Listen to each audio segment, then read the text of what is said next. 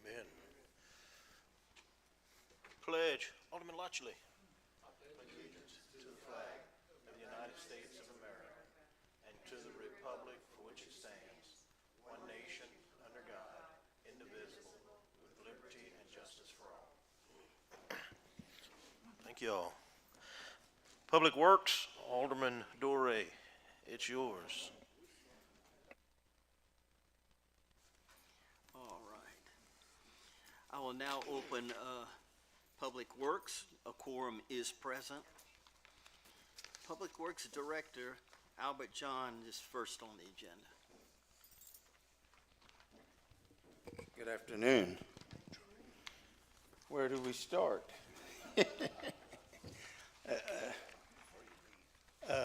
Far as for the hurricane, we'll get to the good one for last. I issued 3,000 sandbags to the street department, which Wes will report on what they have done. Vehicle-wise, the street sweeper is back in the shop. I've ordered the parts. I expect the parts to be in Friday, Monday probably, and it'll be back up and running till the next. Yeah. Other than that, as far as the larger street equipment, it's all running. I don't know of any large piece that's not running, right? Yeah. Okay, now we'll talk about mosquito control. Okay. As y'all know, a West Nile positive was found within the city. So at that point, the procedure I used back in 15, we also had a West Nile positive in the city. It's located in another zone. We increased the rate of chemical that we're putting out. We increased the amount of spraying we do in that. We actually are doing the whole zone, not only that zone. Like last night, we sprayed the whole city. So we've been spraying hard since the call about the dead bird. We didn't find out about the positive pool till Tuesday when the mayor called me, but when I spoke to him, which was two weeks ago tomorrow, Wednesday, yeah, is when I started that procedure. So we sprayed them heavy 2 nights in a row. We didn't spray on Saturday, Sunday. We sprayed Labor Day, Labor night, the next night, then the rain started. So, and then the mosquitoes actually got very active Friday. If you guys were out Friday in between the rain, that's the most mosquitoes I've seen in a long time. Mm-hmm. Walked out in the yard, they were all over me. So that night after it quit raining, which was almost 10 o'clock, they sprayed the whole city. They sprayed till after 2 o'clock in the morning. Then we've been spraying constantly since then. Now, we actually sprayed that zone. And by the way, I used 2 different chemicals in this situation. We rotate chemicals. And it's 2 completely different kind of chemicals. Instead of hitting them constantly with one, we rotate. We're spraying permethrin. We're spraying deltamethrin, which is Delta Guard, which is the really, to me, one of the best chemicals there is. So we won't be able to spray tonight because of the weather. It may not tomorrow night, but Thursday night on through the weekend, we will continue for another 5 to 7 days, constantly every night, doing what we can, using both chemicals. Then we'll get back down to twice a week, spraying 4 nights a week instead of 5. I mean, give you an example, just since the 20th, up until August 20th, we had sprayed 1,100 and something street miles. From the 20th to last night, we sprayed 585 street miles. So that shows you how much more we've been doing. And that is all. We're doing everything we can. You know, of course, we need the constituents to help out by emptying water in their yards, or it, you know, it only takes a bottle cap for a mosquito to lay his eggs and hatch, you know, certain species. And these are quinks, which are your common household mosquito, Quasifacinatus. And they're the ones that are usually responsible for West Nile because they always have been. And we don't have septic ditches in town like they do outside of town, because the filthiest, stinkiest water that's stagnant, they love it. That's it's prime breeding. So like I was saying, you know, constituents, empty the water, any water you have laying around, wear repellent, insect repellent, and protect your skin. I mean, look out for yourself. We're going to look out for you the best we can, but it's really more than just us putting chemical out in the air, you know. And this is the time of year, I understand, like people like to get out and in shorts, you know, put on some repellent, you know, cover your arms. Or if you know where there's areas where you usually go and maybe you see more mosquitoes there, avoid that area, you know. So that's all I have to say. Any questions? Yes, sir. I guess just for my knowledge, how many other times do you know of that we've had West Nile mosquitoes? Just In town? In town, That's yes, the sir. only two in 21 years that I've been spraying, that we've had here. Matter of fact, I see that the parish had a positive week before last. They haven't had a positive all year that I know of. I mean, I can go back and look at the records because I get the reports from LSU. So, but, and we've got a meeting set up for Monday with a contractor to maybe discuss trapping mosquitoes and sending them off for testing for us. It's a pretty big operation to do that because you got to keep mosquitoes a certain way. You got to separate them. You got to keep them cold before they ship them to LSU, and then you get your results back. So. Yeah, I think it's important. The West Nile case that was reported in the city came from a citizen. And that citizen had multiple dead blue jays in his yard. And look, I just repeat the things that I've heard from Albert. I learned the mosquito stuff from Albert. Albert's been doing it 25 years. I've been certified since I think it's 2001. Okay, so 23, 24 years. And he communicates with entomologists Yes.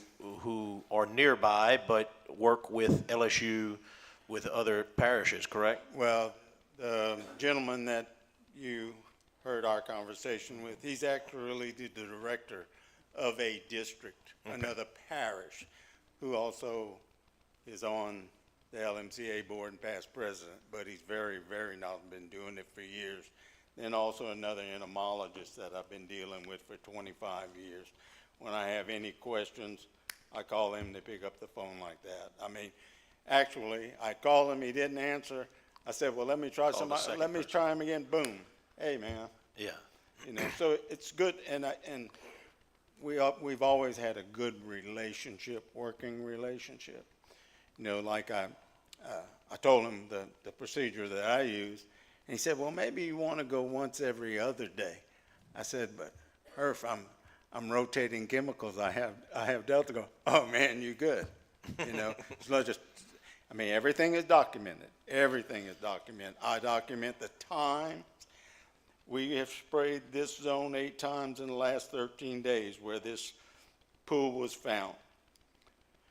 I have the times that the machine is actually around his house, not just the zone, but that particular area within a two block. But we're spraying from East to west. east to west, city limit sign to city limit sign, and north to south. So And the gentleman says that the bird was tested positive for West Nile by LSU. I have not been able to verify that. What was verified was that the company we're meeting with next week did set a trap for mosquitoes, and there was a mosquito or mosquitoes that tested positive in that trap. I asked Albert. Albert says no. I still called LSU. LSU said absolutely not. They do not test birds anymore. They do not test birds. So I haven't gotten any confirmation that the bird was tested, but the mosquitoes were. Yeah. So The bird is actually the reservoir, is the host for West Nile. A bird actually gets it from a mosquito and gives it to a mosquito. Because that bird, or those birds, if they actually were tested anywhere, it wasn't, I don't, like Herb says, in the state of Louisiana. I forgot what I was saying. Well, I'm getting old. the bird Anyway, is the host. it's a host. What happens is that birds fly. That bird has to be bitten by a mosquito that has West Nile. So it will incubate in that bird for a certain period of days. Now, if another mosquito comes and bites that bird, that's how the mosquito gets it. So at that point in that area where you find that is why you concentrate so heavy on spraying a lot and increasing your spray. So, and that's what we do, because that's all we can do. I mean, well, anyway, any other questions? If there's no other questions, I thank you very much. Thank you. And I see the next on the agenda would be our city engineer. Do you have any word from him, or? He does not have anything Nothing. other than the things that are on the agenda, and he asked if he could be absent this evening, trying to prepare his place in Lafayette. And I figured we wouldn't have a problem. So we all have his engineer's report. Chair, Okay. I do have a question. Mayor, I noticed along Northeastern Avenue from Second Street to East Hutchinson, I think Glenn Legier's crew was out there installing survey stakes in the median. Yes. Are they getting ready to resurface? Yes. So that's a state project. Yes. And so Eastern from Second Street to Hutchinson will be resurfaced. Wonderful. They're starting on that now, yes. Great, thank you. They were looking, by the way, for a contact to see about parking their equipment on the empty lot there behind the Chevron. So if anybody knows how to get in touch with them, they'd like to contact them. Okay, But yeah, that is Glenn Leger. That is a state project, and they are resurfacing that section. great. Thank you, Brad. Any other questions? If not, we're going to move on to Street Commissioner Wesley Jacob.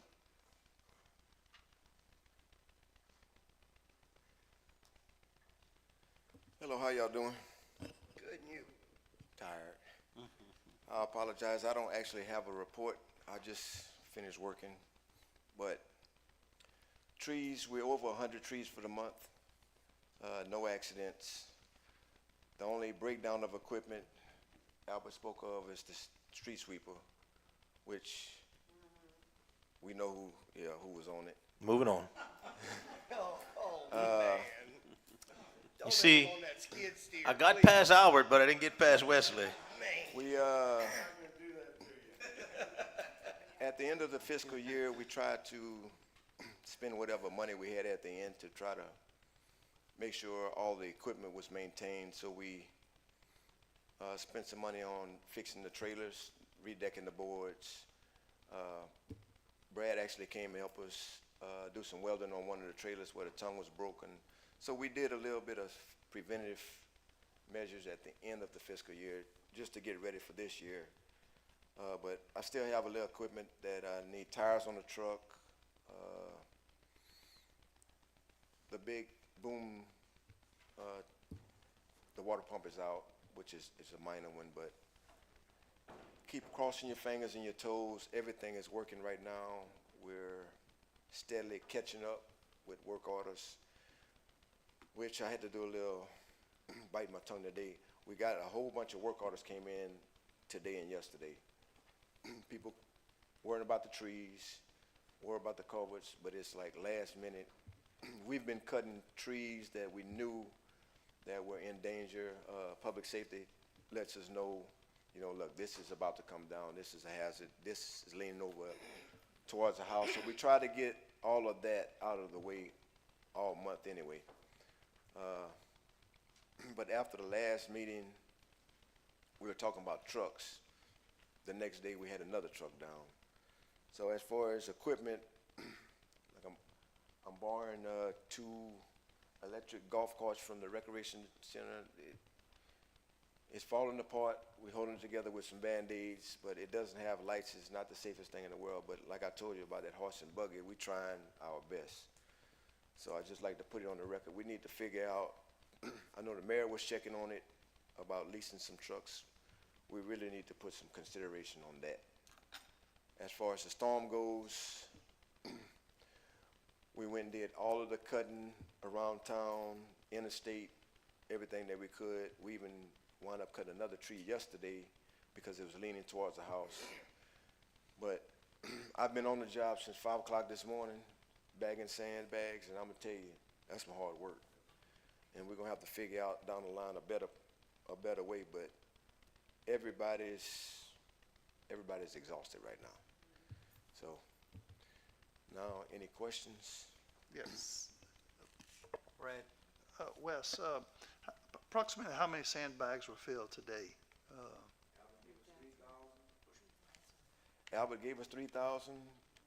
We had to open up the last bag, and when I came here, there were still cars driving up, so we might be out of the 3,000. We Right. went through 4 dump truck loads of sand, and it's gone.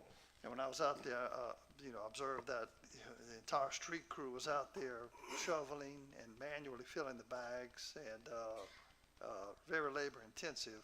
And like you mentioned, I think we may look into maybe a machine that will be more automated in filling the bags. I mean, just tying the bags up is a process. Well, I told you, I'm gonna figure out a way. And just like I tell you, I'm gonna figure out a way to pay for it. Before I can reach out to them, Opelousas reached out to me because I met this guy at the CLECO convention earlier. And then Rain reached out because they know I'm new. Hey, you got this, you documented this, you took pictures of this. So I'm getting help. But the same struggle in Rain. It's like, man, we got 20, 30 people out here and everybody's dragging. It's some Right. hard work. So I don't want to say it out right now because somebody might think of my idea and beat us to the punch, but I'm gonna figure out a way to get it and to get it paid for. Sure, and then hopefully we can have it to where we can stockpile these in the warehouse, so we're not totally overwhelmed like today was for you. If anybody doesn't know, think about having to shovel it, bag it, tie it, pick it up physically, load it on the pallet, and then you gotta turn around. Some people just pull up and they don't even get out and help, and then you gotta load it in the vehicles. I'm hurting right now. Yes. And there were also individuals out there themselves loading bags, trying to do everything they could to help. Oh, we have some good people. We sure do. Jonathan from Code Enforcement came to help. I also want to thank the students from JMU, I was just about to say, JMU came through with, it was probably 100 people. They had so many that we even offered, some of them went to the parish and loaded with them. Drew took a crew over there, and look, I had 30 pallets of sandbags on pallets, ready to roll at 5 o'clock this morning, and by 10 o'clock, they were gone. It was just, and I was amazed. I had no idea it was gonna take that much more, but now I know.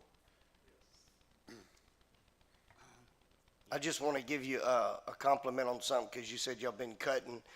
I passed by the South Crowley Park 2 days ago. That is absolutely the best that park has looked in 20 years.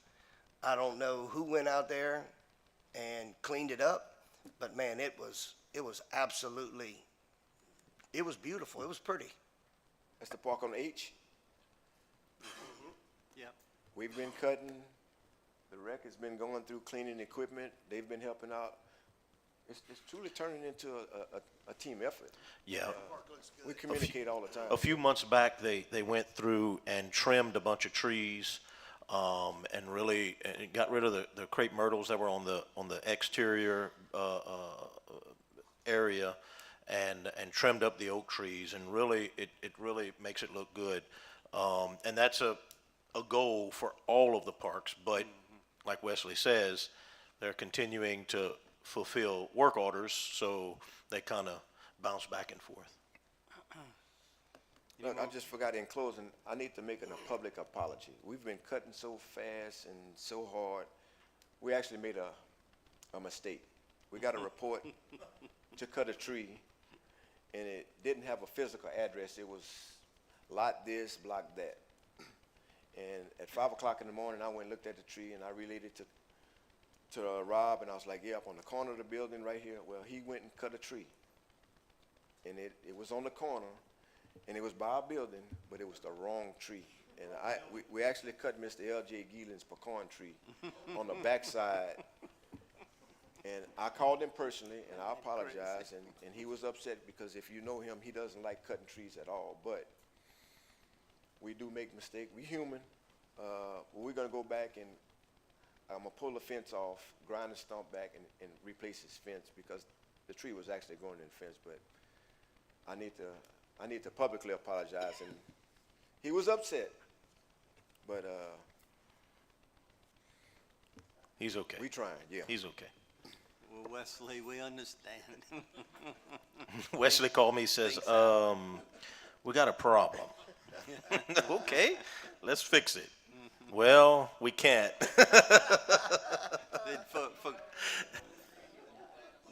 Wesley, for Christmas, buy him some pecans. Any more questions for him? If not, we will move on and to our action items. Thank you.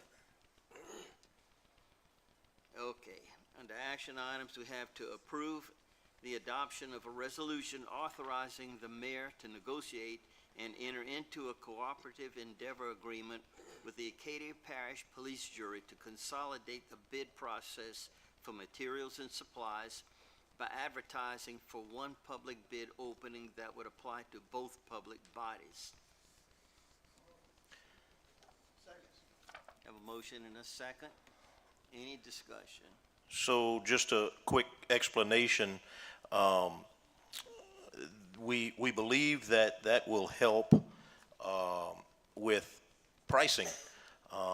If we team up with the police jury and normally we always do that every 6 months. We ask that you approve the bids and opening bids and stuff for materials and labor. Whether it's limestone or concrete or pipe, culverts, things of that sort.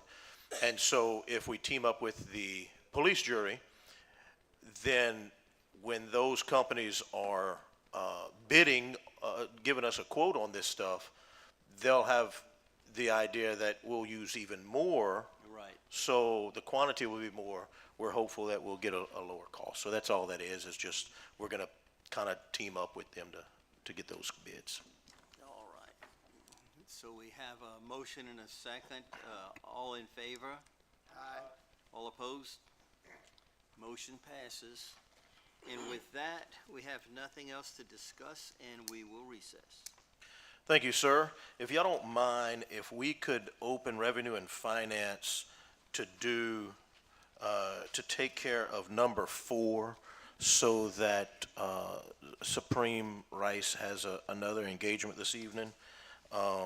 and then we can close it and go through the rest of the agenda, other committees, because we'll have to, the other committees have some stuff on there that, just number 4, yes, sir, if you don't mind.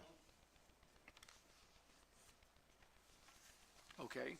The Revenue and Finance Committee convenes. We have a quorum present. We have no reports to be read. On item number 4, you'll notice in your packet, there's an LED brochure in there in reference to the action item. Number 4, to consider the industrial tax exemption application number 202-10531-ITE for Supreme Rice LLC. The project is to build a new Paul Brawl rice mill inside the existing building location in Mill Street, Crowley, Louisiana. Okay. Okay, all right, had a motion? Second. By Bad. Any discussion? Okay, all right. Well, the discussion I have, is that just for the ad valorem tax or also for sales tax exemption for 10 years? You want to, Elizabeth, you want to explain, or Danny, you want to explain? Sure. Yeah. Get your picture in the paper. It's not for sales, it's just the property tax, and it's only on the improvements. We're currently paying taxes on what's currently there. This just gives us a little incentive to do it with the improvements. Right. A little bit helps, you're right. Oh, absolutely. Pardon me? The old Doré mill, it's actually, it's in operation. We got it running. So it's, we're probably about 2 months running, and it's been a challenge, to say the least. But I think we have it figured out finally, and we should be rocking and rolling. It's good. Okay, thank you, Danny. Okay. Appreciate it. Thank you. Appreciate it, everybody. All right. All in favor? Any opposed? Motion carries. Now, if you want to just recess, Revenue and Finance, we'll come back. Committee recess until further notice. There you go. Thank you all. Thank you, Danny. Yes, sir. Okay, Utility Committee, Alderman Martin, sir.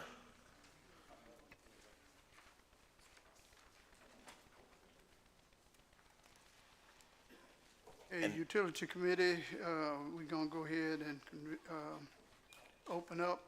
Quorum is present. Tim, your show right now, bud. Good afternoon. We had during the month of August, we had 184 locate requests called from Louisiana One Call. We received the 60 horsepower pump that last week. We've installed it at the main pump station Monday. We've noticed a difference. We had put a 48 horse in in the damaged one so we could get by. That 48 was pulled out. It's still at the site. In case we have an emergency, we can use that in its place, but the 60 horses up and running. We recently installed the 75 horse at the Magnolia pump station. So during high water events, we have 2 75 horse pumps that are pumping down there. As of right now, we have a bypass pump in preparation for the storm at the Hockaday pump station. It's not connected. We're kind of holding off because once we connect it, it has to run on diesel. It's diesel powered. That station handles the hospital, the nursing home facility on that side. So we have it set up, ready to go. We'll make a decision tomorrow afternoon whether we connect or not. I've got some trucks on standby. We'll make that determination tomorrow afternoon, 4 o'clock, when the report comes out to see where the storm is. Hopefully we can continue moving east. We don't wish it on no one, but better there than here. Other than that, we're going to ask the public if we do lose power in the city, you're going to see 18-wheeler trucks in places you hadn't seen them. We use the shortest route to pick up from a station, dump at a gravity feed that does not backfeed that station that goes down the line. And there are some areas that we cut through the neighborhoods. In 2020, we had a resident come out and had some trouble with one of our drivers that were operating the truck, only to help that area. And once we pulled back around and explained to them why, they were a little more understanding. But you will see trucks in areas, 18-wheelers, tanker trucks that you don't normally see there. So we just want to let people know about that. We've had the last couple of weeks, we've ran across a property, and we've been educating this person 3 or 4 times with the flushable wipes, cloth items, plastics. The recent, one of the last couple of times we went, there was trash bags in the line. So we've kind of educated him. We've told him that we can, or possibly have a penalty monetary-wise if we have to continue going to his property to unstop him when it's self-induced. And he's saying he's not doing it if it's the only line connected to the main line. It's only one property. So we try to educate them when we run across those things with grease, oils and fats and stuff like that. So it's a constant education program with the public. But that's not really all I have. Any questions or anything? All right, thank you. Okay, let's see, well, Tim Made is not here. Under action items, to approve partial payment estimate to NCMC LLC for the LCDBG fiscal year 2020-2021 rehabilitation of the sewer collection system project. Can you get a motion on that? Oh, hold on. We need to take that off. I'm sorry. It's not ready to be done. Okay, well, So we can take that off. well, there's nothing else to come before this committee. We recess. Thank you, sir. Okay, Recreation, Alderman Ashby, please. Recreation Committee convened September 10th at 5 o'clock in the council chambers, and a quorum is present.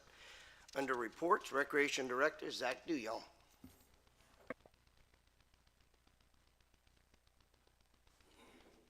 Hi, good evening, everyone.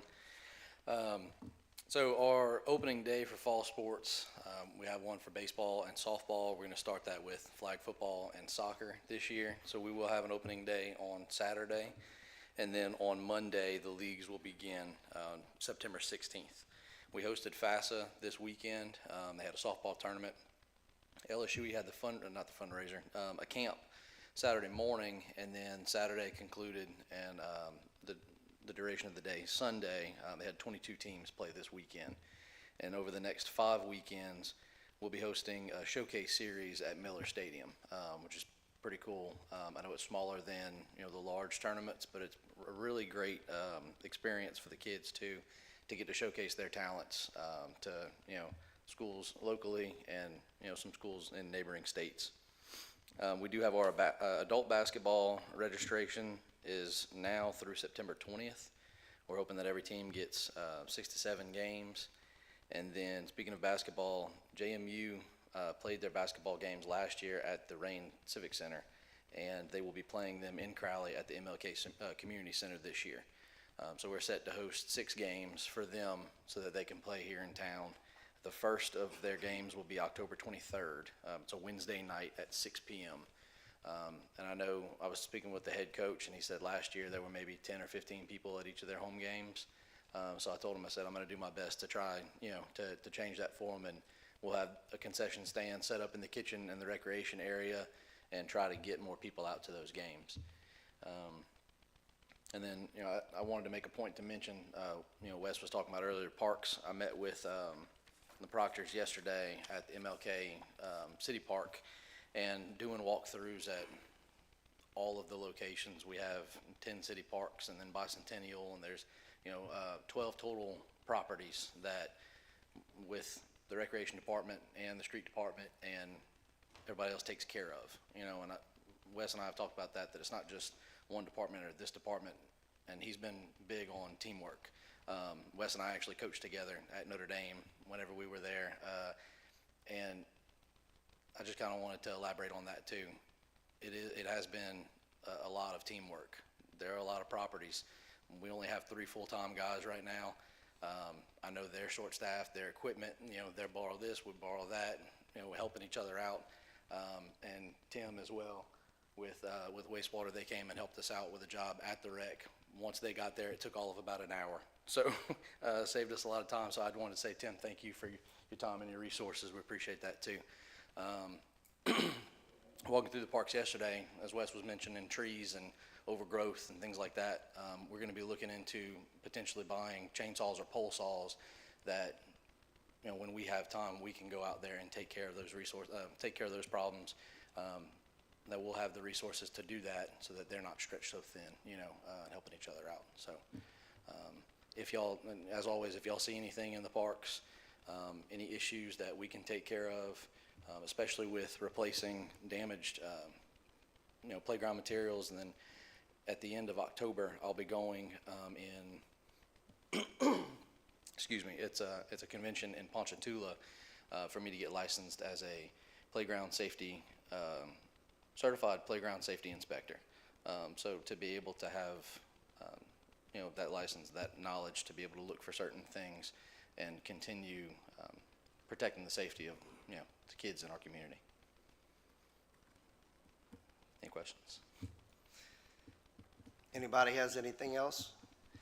Well, if you need anybody to go and slide while you inspect to make sure they work, I love being a kid. Thank you, Zach. You got it. Yes, sir. Thank y'all. The only other thing we had was Tim Mater, and he's not here, so Recreation Committee recess. Thank you, sir. Let's see zoning annexation. Alderman Reggie, please. Thank you. Zoning and Annexation Committee will convene. I do have a quorum. I have no action items. I have no discussion items, and I have no Tim Mater, so I will recess. Thank you, sir. Let's see, public safety. Alderman Corr, please. Thank you, Mayor. I'd like to open the Public Safety Committee. We have a quorum present with everyone here. We'll begin with reports, first by Chief of Police Troy Hebert. For the month of August, we answered 822 calls. Our criminal arrests, we had 39. Our traffic enforcement detail, we had 683. And other traffic violations in the city was 114. A total of 836 citations we issued. With that being said, I would like to go over a few things about our traffic enforcement detail. I have been getting a few complaints in the city that we're working it extremely a lot. And we have focused a little bit more in the city. We had 2 lidars that went down, and the lidars are kind of like, it's a laser beam that pinpoints the certain individual. So when those 2 went down, if you remember, I come to y'all and we purchased another one. And so we've been operating on the interstate with just 1. So the guys who are working the traffic enforcement detail use some of the MPHs, which is a different radar that focuses in a general area of the car coming at you. So we worked a little bit more of that in the city, and they also been rolling stops. Most of our wrecks in our city are from rolling stops. What happens is when they approach the intersection, they slow down. They do look both ways, but when you do not come to a complete stop, you have 2 blind spots on each side. When you just do a rolling stop, that car doesn't get out of your blind side, which you never see it. You pull out, you end up hitting it. And they'll tell you, I stopped, I looked both ways and pulled out, never seen the car at all. And it's true, they didn't see it. And 99% of that time is because they didn't come to a complete stop, which would give it time for that car to come out your blind spots. So over the past few months, they worked a good bit of that also. We have seen a large decline over those 4 months as far as for accidents happening in our city. our citizens know we're out there, we're working it by word of mouth from people stating that they're getting citations and stuff. So if you notice now, everybody is coming to a complete stop, which we've seen a dramatic decrease in accidents in our city. Also, since we created the traffic enforcement detail, we have had, according to CARTS, it's a LSU software who does the accident reports, we have dropped 30% in accidents. So when you look at possibly 500 accidents a year, you're talking about 130 wrecks or 150 wrecks per year less due to the traffic enforcement detail. It definitely is a need. Now, we did get the 2 LiDARs in today, so we will, of course, we're gonna work a lot more on the interstate than we have been focused in the city, but our main goal has always been to keep our citizens safe. And the majority of that is to lower the traffic accidents that we've been having. And once again, this does prove that this program does work. People are slowing down. They do realize that we're out there enforcing the laws, and it's working. You can see now cars coming to complete stop, looking both ways before they pull out. And that's true. We don't want to hurt our citizens, or, we're not out there for the revenue and stuff. We truly out there to make a difference in our city, to make it more safe.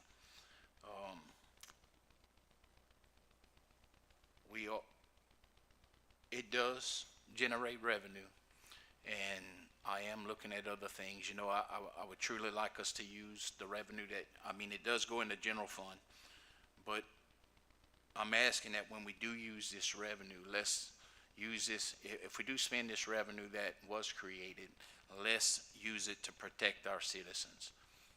I am looking at 100 locations in the city to put crime cameras out.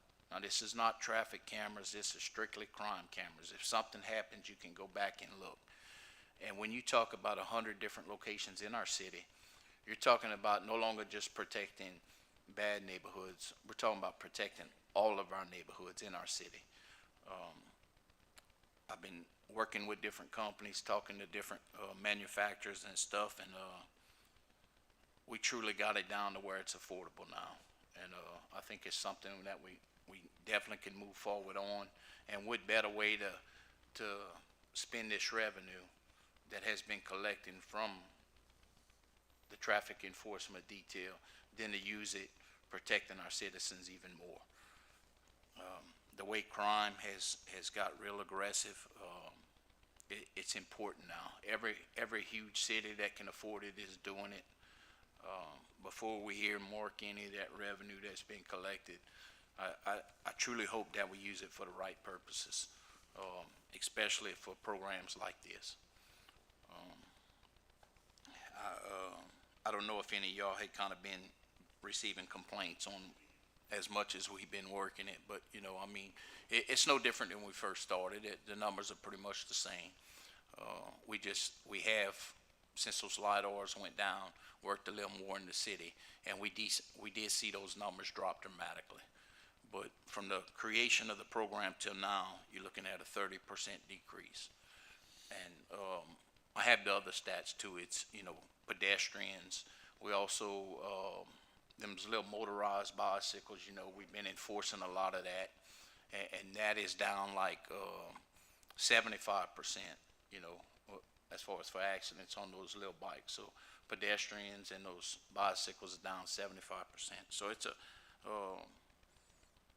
we've really been making a lot of progress, not to mention the gun violence here in the city. It's still at a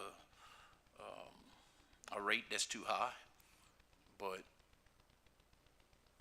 when I come into office, before I left, we were probably getting 3 shootings a week. Those shootings now drop dramatically, and a lot of that is due to our proactive patrolling. These stops that we're making, if they come across somebody that's nervous and stuff like that, they take those investigations a little further, and we've been recovering a lot of weapons and stuff. And what we noticed would happen, these kids quit carrying those guns in those cars because they know we're out there, we're pulling cars over, we're making stops, we're finding these guns. But what that did, that took the opportunity away from them. Now they no longer carrying these guns on them at the rate that they were. That's why you see a large drop compared to our cities to other cities with all the shootings going on. Now we still have some, one every month, month and a half, and that's still unacceptable. But a lot of that, I can assure you, most of that is all contributed to the proactive patrolling. These kids are definitely not carrying a minimum war. They know we out there, we're making these stops and find them. Our crime cameras that we have, we in the process of getting the contracts worked out with CLECO. They do have a lengthy processing on, they need to know how many watts, volts, amps on each item, and so we're getting all that together to get with them to get those contracts signed. I do feel, however, extending and using for 100 more different locations, man, in every neighborhood. We'll have a few of them in every neighborhood to where we can really make a difference if something happens. And the main goal is to protect our citizens and keep them safe. I have also some equipment that we need to get rid of. We've been, I know with some of y'all have been talking about me wanting to bring our jail system back. It's definitely needed in our city. Not only that, DOCs, we can use them in multiple different ways, help cutting grass at the graveyards, different things we could use, picking up paper throughout the city, washing cars at the barn, maybe even changing all different things. We can really save a lot of money if we get this jail back. But not only that, it will help us on misdemeanors. Right now, there's no room for us to be able to book a misdemeanor in jail to where they stay in jail till the court date. And when you start dealing with some of these people like we had with the some of the homeless that we ended up having to charge, they ended up committing felony, and we caught him on that. That's why he's in jail. But if it would have just been a misdemeanor charge, he'd have been cited and let go, and that problem would have been continuing. I know we are looking at updating some laws to target sleeping in the streets, alleys, roadways, different things, and we do need to push that along because we are seeing a large number in homeless people now. We're starting to get calls on them now. So it's something that we definitely got to look at, and being that the Supreme Court cleared the way, we need to update our laws, and especially when you're dealing with, people begging for money, sleeping in the city streets, alleyways, different areas in the city, parks, and what have you.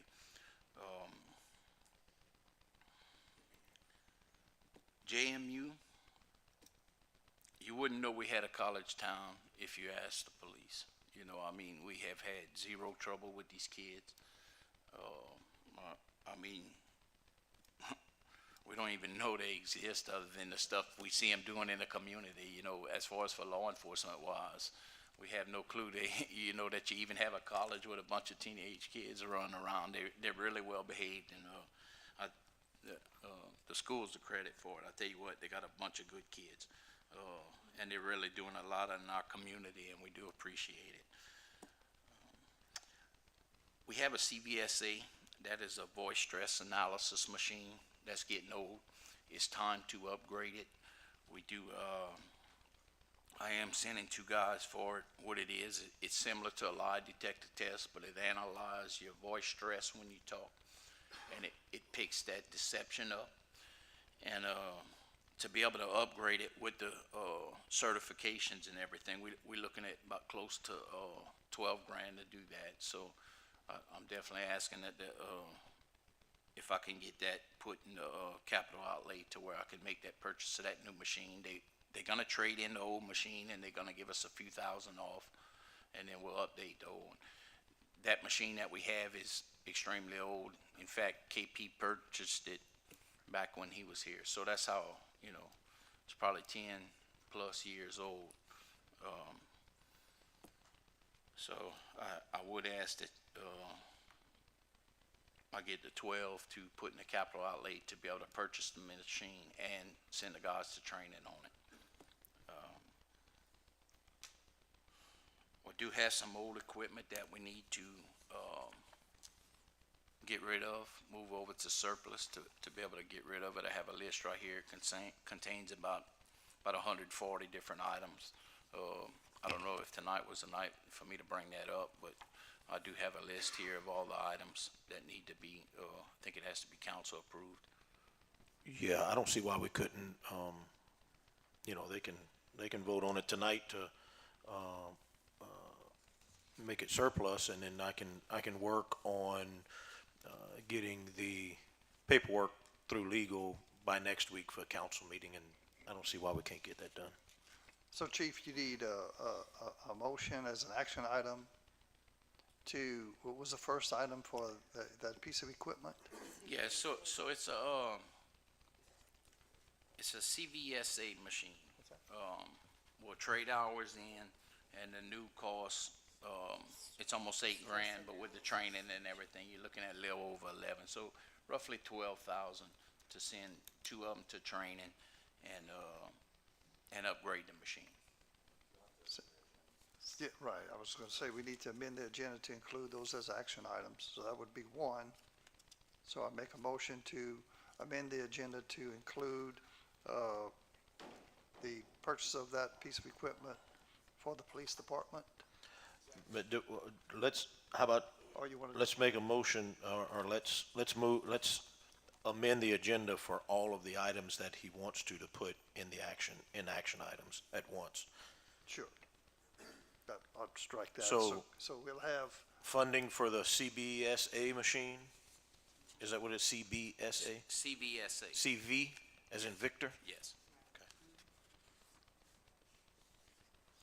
And then what else? to the, Dispose of the surplus. Okay, surplus. Yeah, we've been cleaning out the jail cells, trying to get everything moving and as fast Okay. as we can. So also surplus, so I'd like to amend the motion to add two action items. One, the purchase of a CVSA machine.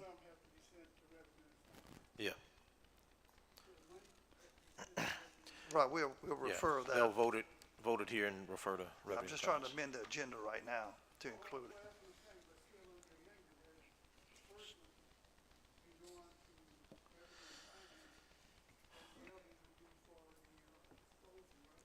Of the surplus equipment with referral to Revenue and Finance.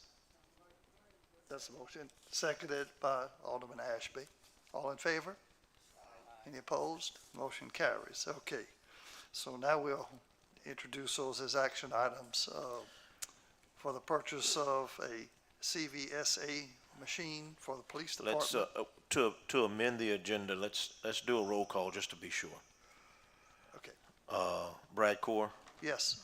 Byron Wilrich, Sammy Reggie, Yes. Chuck Ashby, Jeff Dorey. All right. Okay. Chief, do you have a dollar amount for the CVSA machine?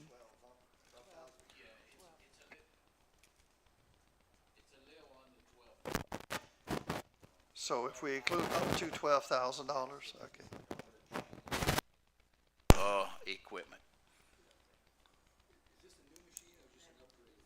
It's a new machine, but they're gonna take the old machine in on trade and give us a few thousand for it, like $3,000 they're gonna give us for the old one and replace it with a new one.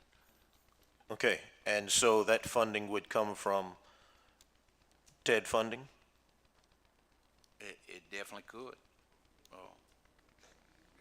Is it possible that you give us What- an update of what the additional revenue is brought in the TED fund? Oh, I don't have that number tonight, but yeah, I can Well, update y'all on Would that. that be to the general fund, because all the money goes to the general fund, but what you're saying from the TIP No, revenue? not that, that's a separate account.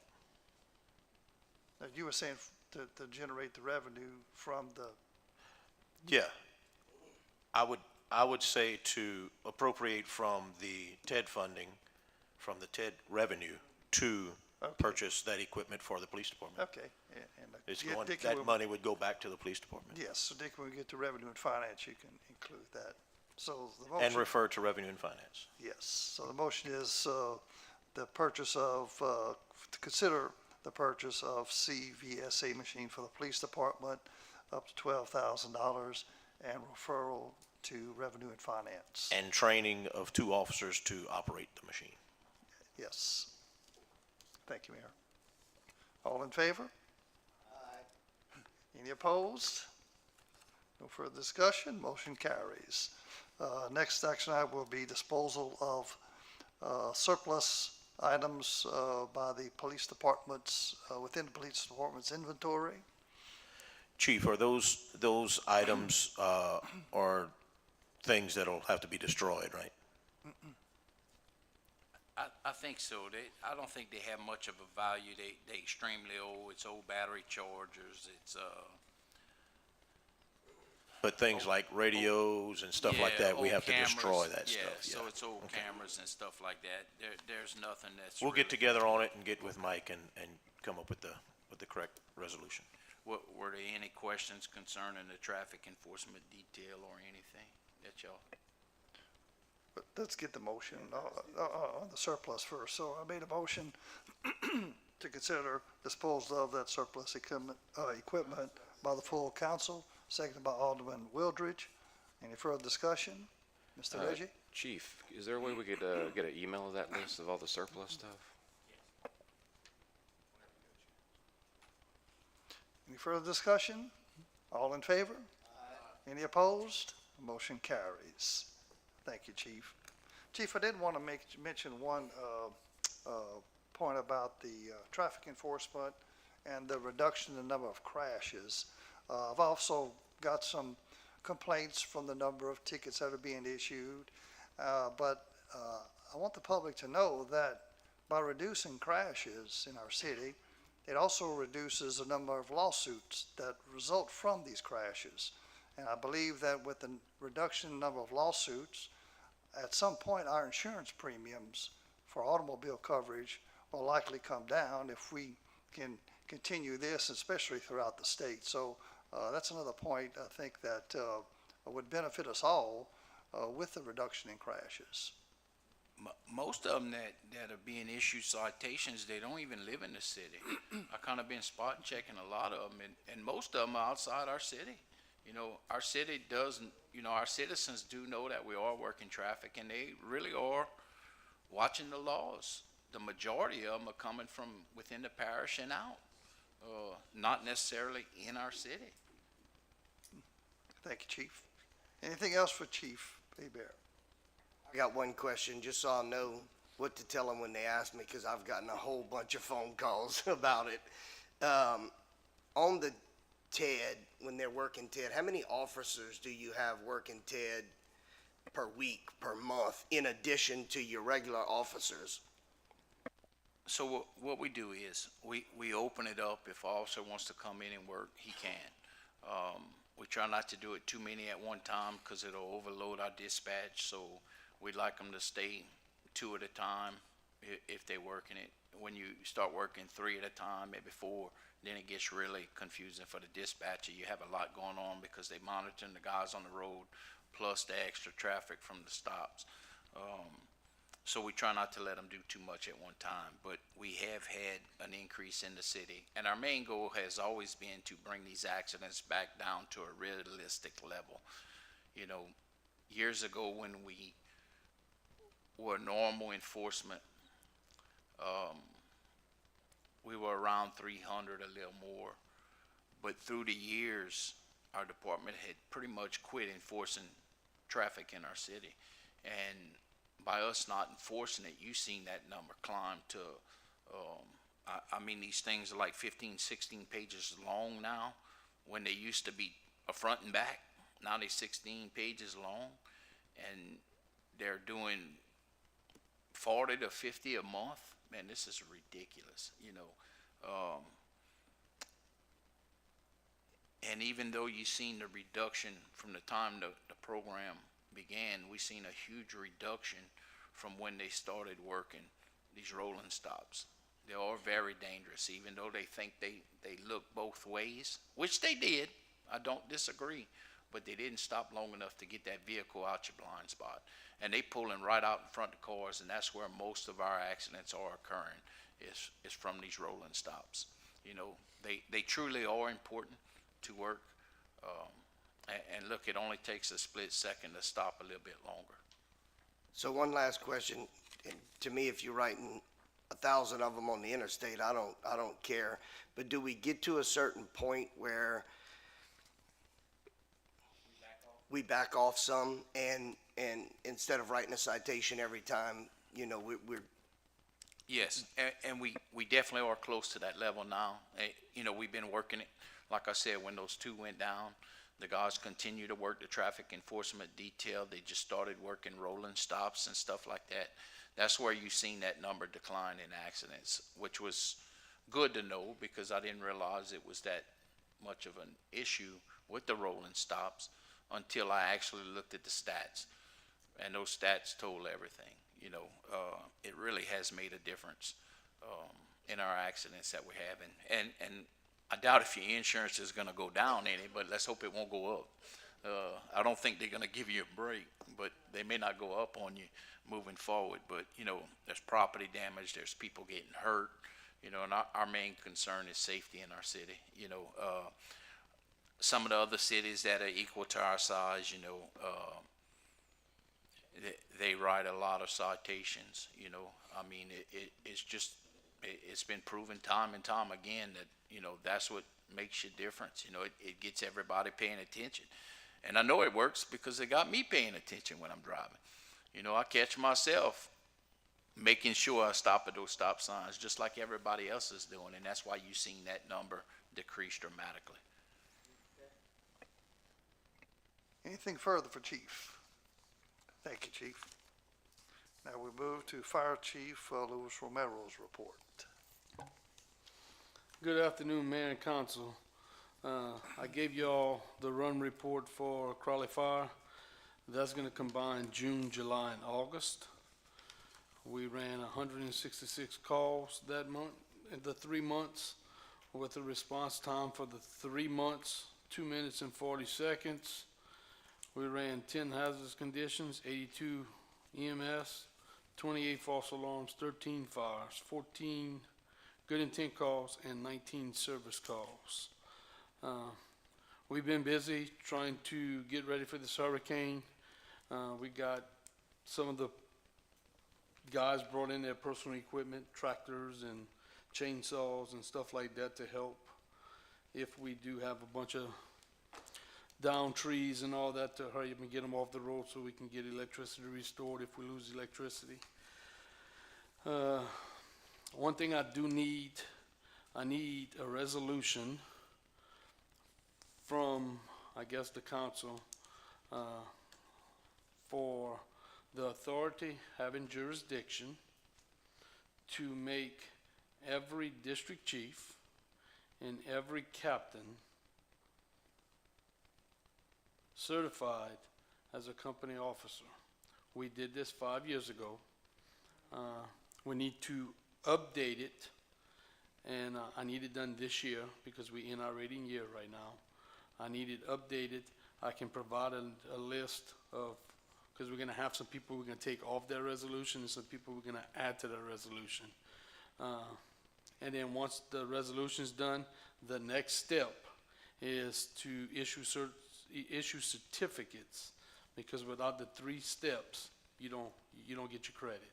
So has to state the names so that the certifications correspond to the names on the resolution, because we can send them to get certifications at FEDA, but that will be very costly.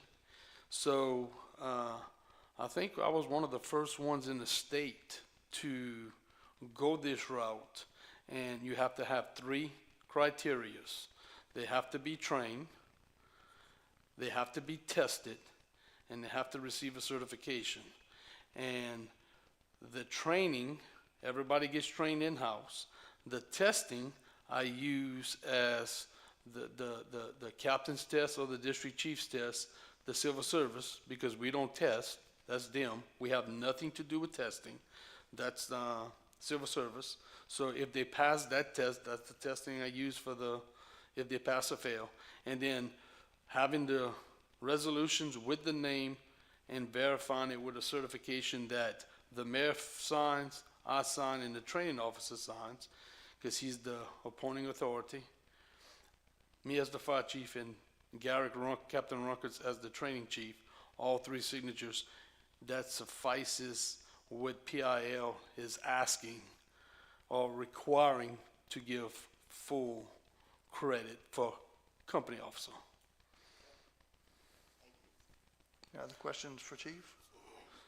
Mayor, the resolution, is that something we can present maybe next week? Yeah, do you have a copy of the last one?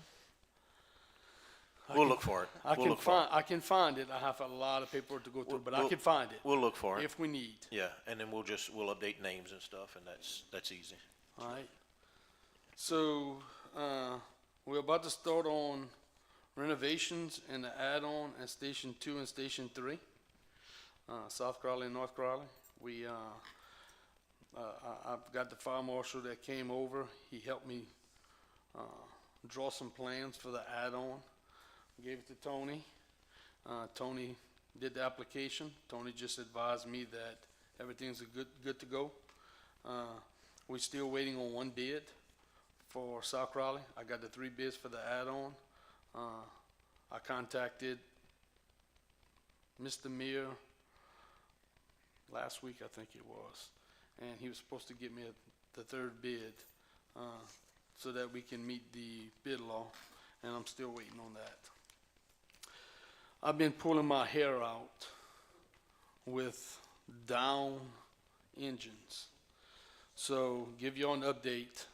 I know y'all probably all heard about it. We went to Rain to assist in the structure fire for the hardware store, where the tower truck was pumping probably 5-6 hours and we blew the engine. So we got the tower rebedded. We towed it to Kentworth. I was not operating that truck at that point. He was not. I But did he wa- earlier in the day, but not at that point. But he was earlier. But it just, from what I'm understanding, the sleeve on cylinder 6 just let loose, and it went through the whole engine. So we got it repaired. 26,000, 24,000, something like that. Something like that, I don't remember. So we got it repaired. They were road testing the truck, and a tire blew. And now we got $10,000 worth of body damage. So now it's sitting in rain at Bonaventure because the day after, you remember I told you all about the drive module? We was waiting on the part, the manufacturer.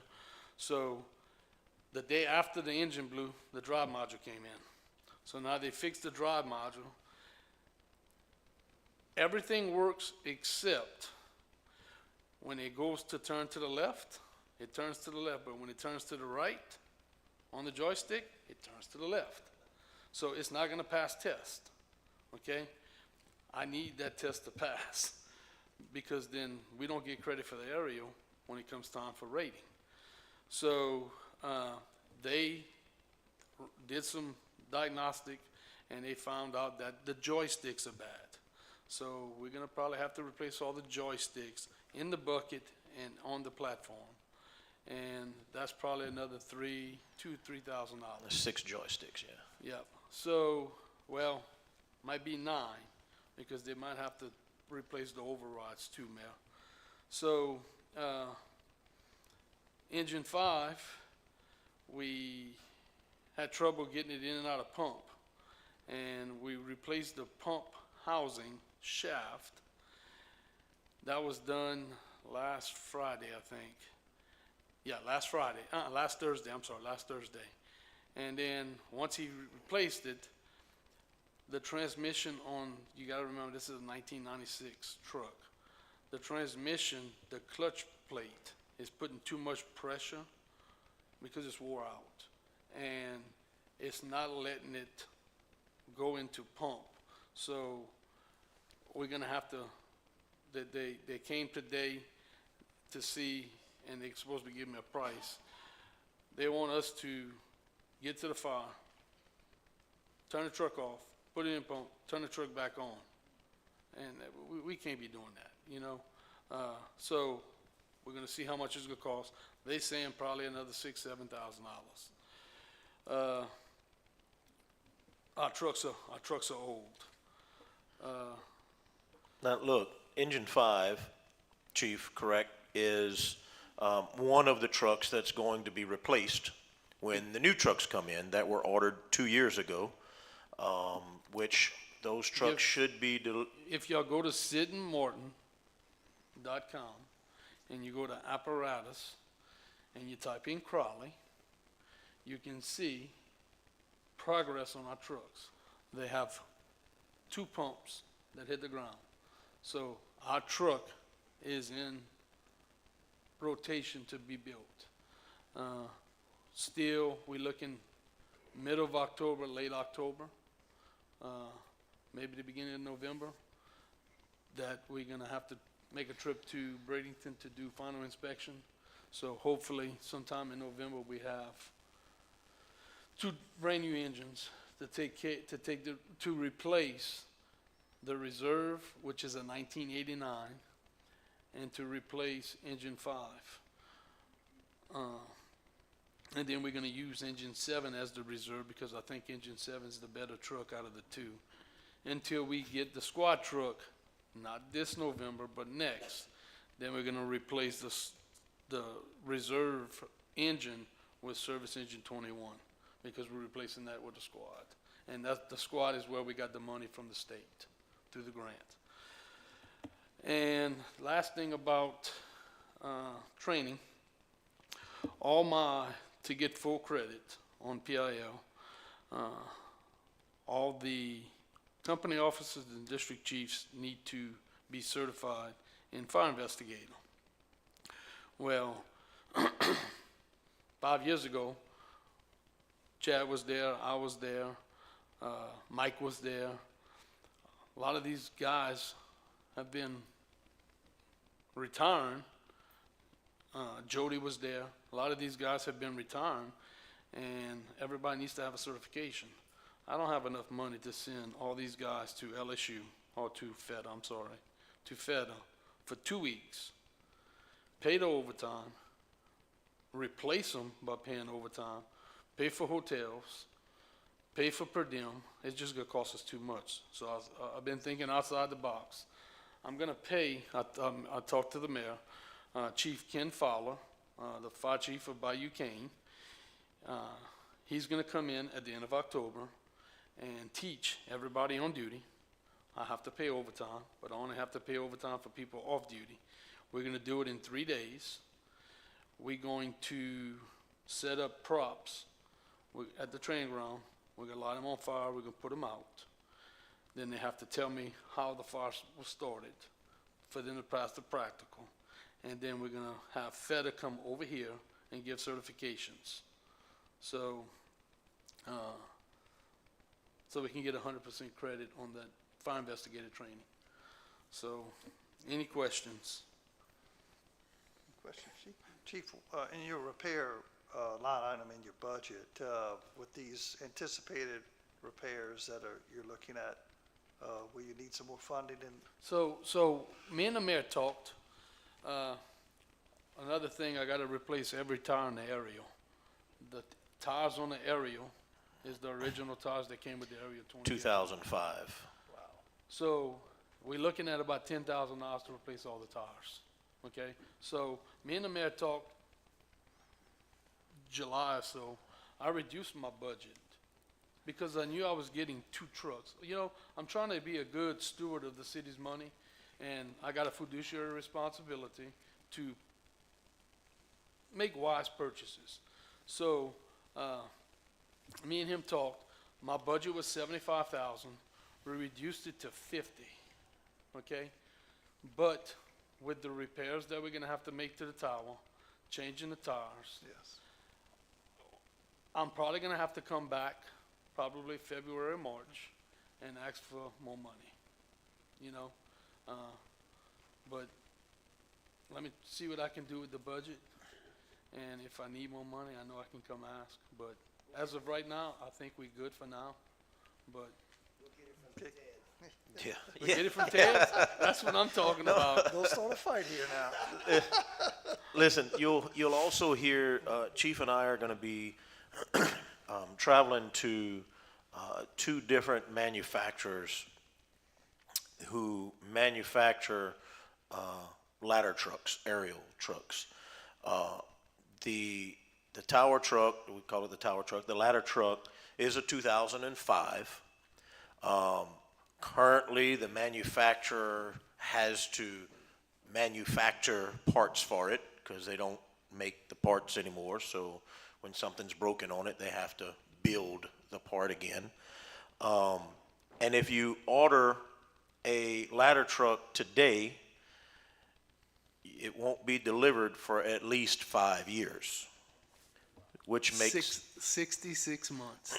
which makes that ladder truck 25 years old once it's replaced if we order something today. Now, we're not ordering a truck today yet. A ladder truck is about $2 million.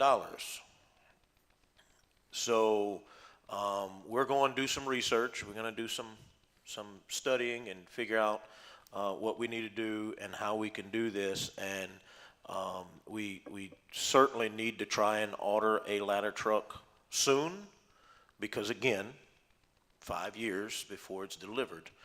I've already told Chantel we need to start taking some money and putting it in a piggy bank somewhere for the next 5 years to pay for it when it's delivered. But we're doing some research on that because it's, again, the truck is an 05 and it's at least 5 to 6 years to take delivery of a new one. It's past time to order a new one, so we're looking into that. And just to tell y'all, we know everything's costing more. You know, if we'd have ordered this ladder truck about 4 years ago, we'd have looked at 1.5. You know, when we bought this truck 20 years ago, it was almost $1 million, 900 and something $1,000. Same thing with the engines. If we'd have bought engines, the 2 engines that we bought in October of 2022, if we'd have bought them in October 2020, when that was one of my big things to the people that was on the council, we need engines. The engines cost $740-ish. We could have got them for $650. You know, so through the COVID process and everything's costing more. So we pull the trigger now, we spend 2. If we pull the trigger in 5 years, now you don't have to pay for it until they deliver, but you pull the trigger 5 years later, you get a older truck, and you probably could be looking at 2.6, 2.7. And so far this year, and when I say this year, I'm talking January 1 today, we spent probably about, when it's going to be said and done, we're going to spend close to $100,000 on this 20-year-old tower truck, you know? It looks good because they keep it up. Yes. But yes. it's old.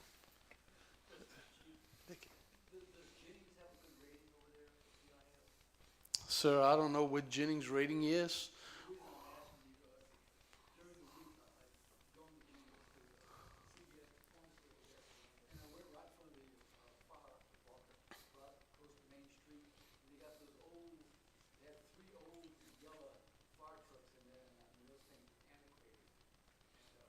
I don't know what Jennings' rating is.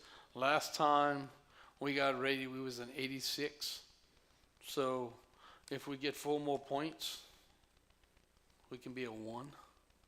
You know, that's why I'm trying to get as many points as I can to get us to that 1. You know, that's why I'm working around the clock, 24 hours a day. Any more questions? Sure. Any more questions for Chief? Thank you, Chief. Okay, next we'll move to City Inspector Tony Duhan's report, and he is present. So for the August report, we're gonna start with animal control. Animal control work orders, we, had 6 calls for dead animals, 29 cats, 34 dogs, 2 animal bites, 1 snake. If you printed my email up, that's a typo, okay? So, 20 animal traps. In other words, that's how many traps that were requested to catch the animals. And 1 animal cruelty work order. Right now, we have 24 dogs in the shelter. 4 cats. We wrote 3 citations. We spayed, neutered 16 cats.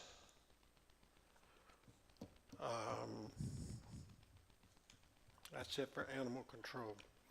Code enforcement violations were 2 abandoned vehicles, 1 junk car, 2 dead/diseased trees, 2 trash and rubbish violations, 56 tall grass violations just for the month of August. That's not the ones that we're trying to catch up from July. This month we cut 39 properties, and we still have 9 left to cut from that process. Flood management, not too much happening other than review updates from FEMA Region 6, which is the southwest part of the United States. Permitting, we had, I have another typo there. We actually had 3 demos for in the month of August. 19 electrical permits, 1 fence, 2 gas permits, and 8 repairs, building repairs. Planning and zoning, wasn't too busy this month, but next month's going to be pretty busy. We have a lot of paperwork for next month, but we had 2 zone verifications on property. Stormwater, our monthly inspections, South Crowley, middle of Crowley, and North Crowley. Any questions? Any questions? Alderman Wilridge. Mr. Tony, and I'm not trying to put you on the spot for those that think I tried to, but did we get a word on that address I told you about 1215, between 1215 and 1217 on West 6th Street? Yes, sir. That lot? Yes, sir. So we had conversation with a citizen this afternoon on that particular. That has been sent out. So the process has been started. Unfortunately, the certified letter, that kind of holds us up sometimes. But it is going to be, it is at that point in time that we're going to get that accomplished.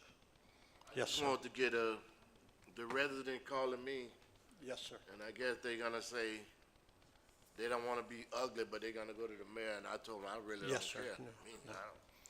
No, I mean, No, I mean, but it is what it is, though. sure. I know the process that Mr. Tony do. I told the residents the process, and it's just not gonna happen overnight. But Yeah, Mr. Byron, if you, I mean, you don't, not publicly, but if you want to let me know who the resident is, I'll be happy to go visit with them and try and explain to them the process that we unfortunately have to go through, but. Yeah, we have that information. Great. Yes, sir. Tony, during our meeting today when we met, we discussed 2 ordinances that were recently enacted by the council. One regarding the parking of large vehicles such as 18-wheeler tractors and trailers within residentially zoned areas, and the other ordinance that prohibits the occupancy of RVs and campers as a residence. Yes, As I understand, you have some questions about these ordinances. Sure, and, so, yeah, sure. So, once those ordinances were approved and created, the camper one's been a while. We have been proactive on that, riding around, trying to see if anyone's actually in some of those campers, right? We've only had one that we were able to remove from the property and get those people that were in there out of that situation. We do have a few others that are on the list. We have been proactive on that. When it comes down to the new ordinance about the tractor trailers, I'm still in discernment on that. Okay? And what I mean by that is I'm still questioning some of the implementation that's going to be needed to accomplish that. So I'm kind of waiting on legal to give me his opinion on exactly what he wrote. Yes, and that was, I was going to suggest that you set an appointment to meet with the city attorney to iron out just exactly what answers you need, questions you have need to be answered, and then obtain advice on concerning enforcement procedures. Yeah. So again, it's the discerning the ordinance, understanding it in this head. Okay. So, and then also getting his opinion on to implement it and the process that's going to enforce it, be it come to the legal aspect of bringing it to court and getting that accomplished. Right. Anyone have any questions in that regard? I got a question, Tony. How many grass you say y'all cut? Can I get a copy of where you cut? We cut 39 grass last month. Okay, can I get the Yes. addresses of the 39? Yes, sir. When can I pick this up? We should have that on record tomorrow. You can pick it up. Thursday. Oh, I'm sorry. Thursday. City Hall's closed tomorrow. Yeah, we have that on the record. Who's doing most of the grass cutting? Actually, the city was doing some at the beginning, but they got so busy. Then we have an individual that comes in and cuts that grass. You remember me sending a couple of people to you that was licensed and would have you to cut grass? You remember that? Just recently? No, it So, ain't been recently. So I do remember some coming in and specifically wanting to cut grass. So given that information, I told them they needed to get their liability insurance. According to what they told me, everything was gotten. Matter of fact, we had one person. So I would have no problem if they would come into the office again and verify that. Okay, thank you. Yes, sir. Anything else for Mr. Tony? Thank you, Tony. Yes, sir. Okay, next under discussion items, I have two items.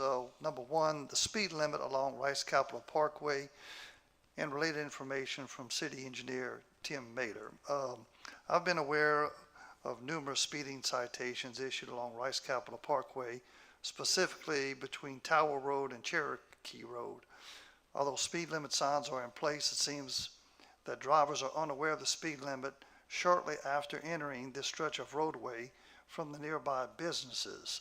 To address this, I'm requesting of the mayor to engage our city engineer to determine where additional signs can be installed near these businesses to better inform drivers of the speed limit.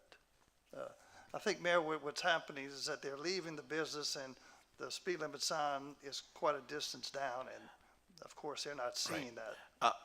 I don't think we need the engineer to add some more speed limit signs. We can certainly add more speed limit signs.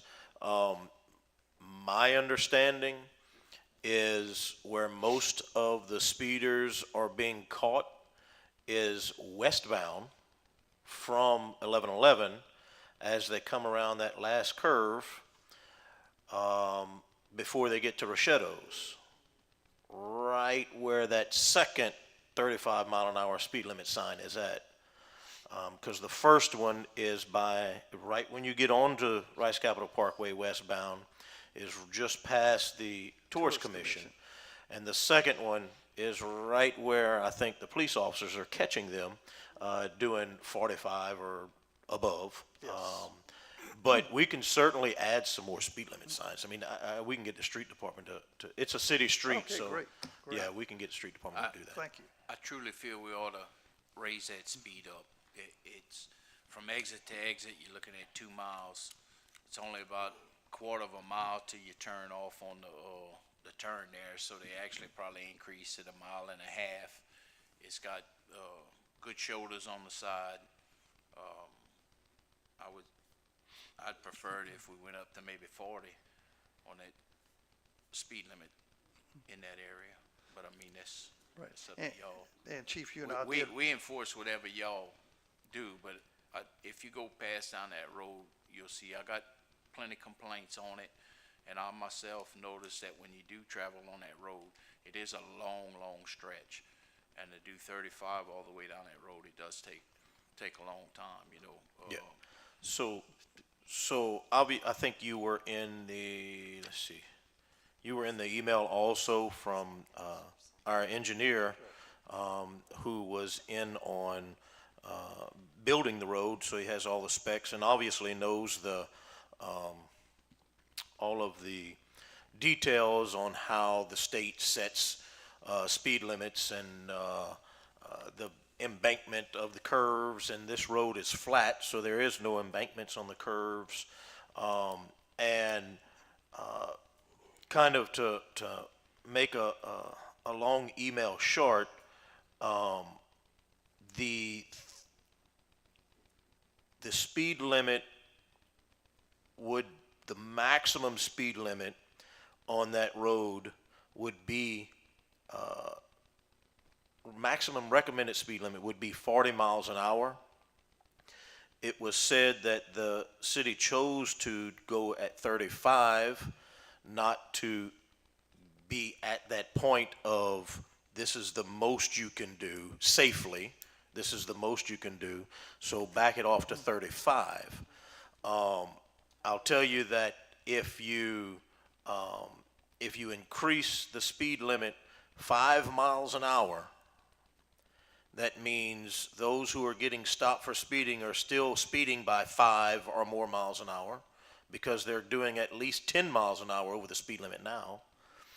And you save 12 seconds from one end to the other. Yes. A total of 12 seconds you save from one end to the other. I don't know that changing the speed limit is the answer.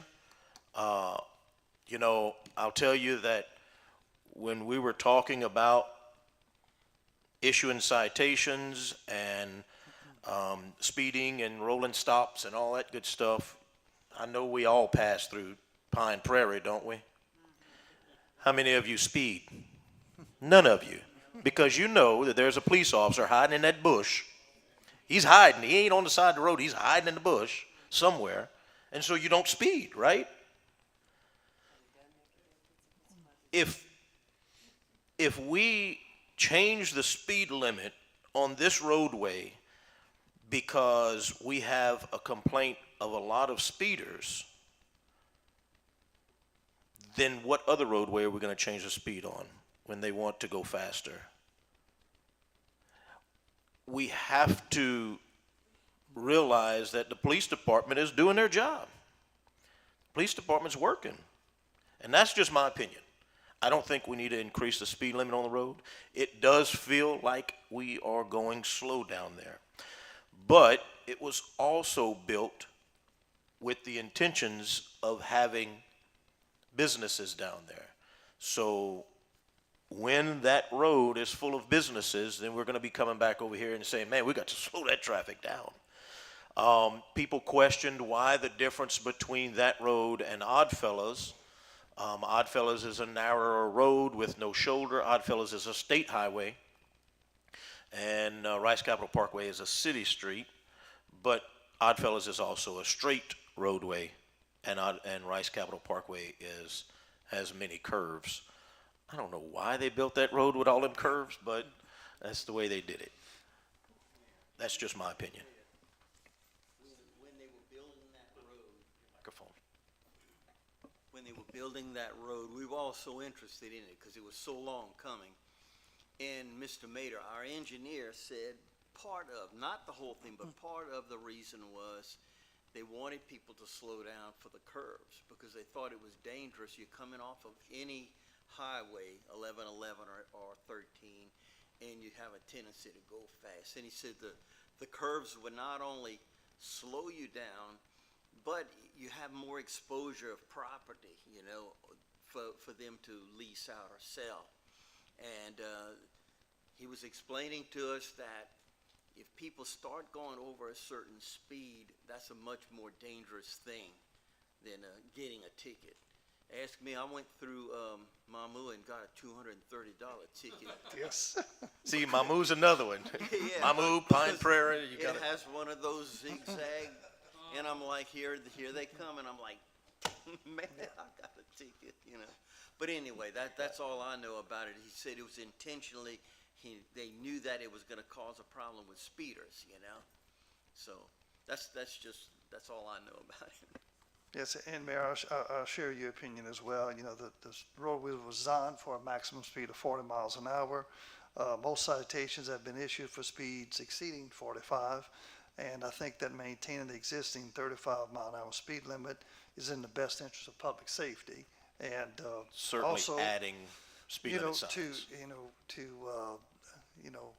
Event of an accident and we're at the maximum or allowing speeds above the maximum set for the roadway, we look at city liability. And I think as more businesses are being developed there, as you mentioned, we don't want to have to come back later and then reduce it because of rear end crashes and so forth.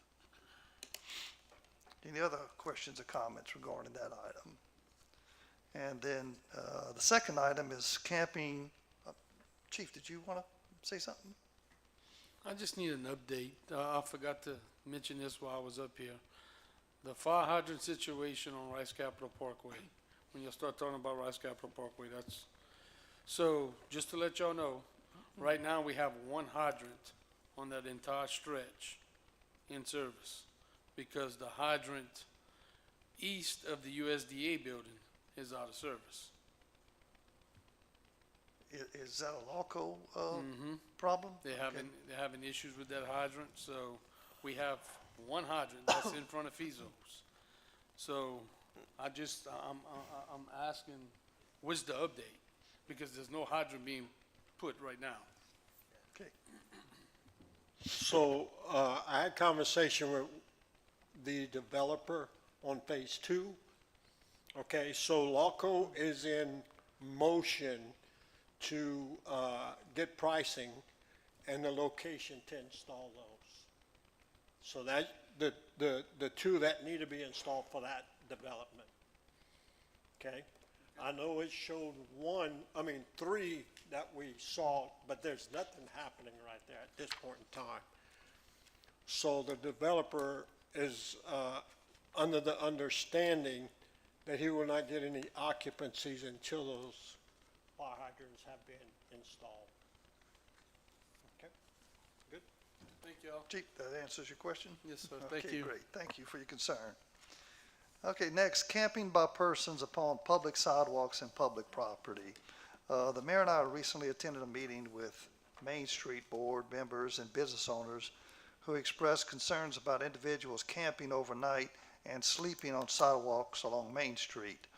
I'm also aware of similar activity under the John and John Overpass Bridge and in other public areas throughout the city, including the I-10 overpass on North Parkson Avenue, the four quadrants of the East Crowley exit at Interstate 10, along with our public parks.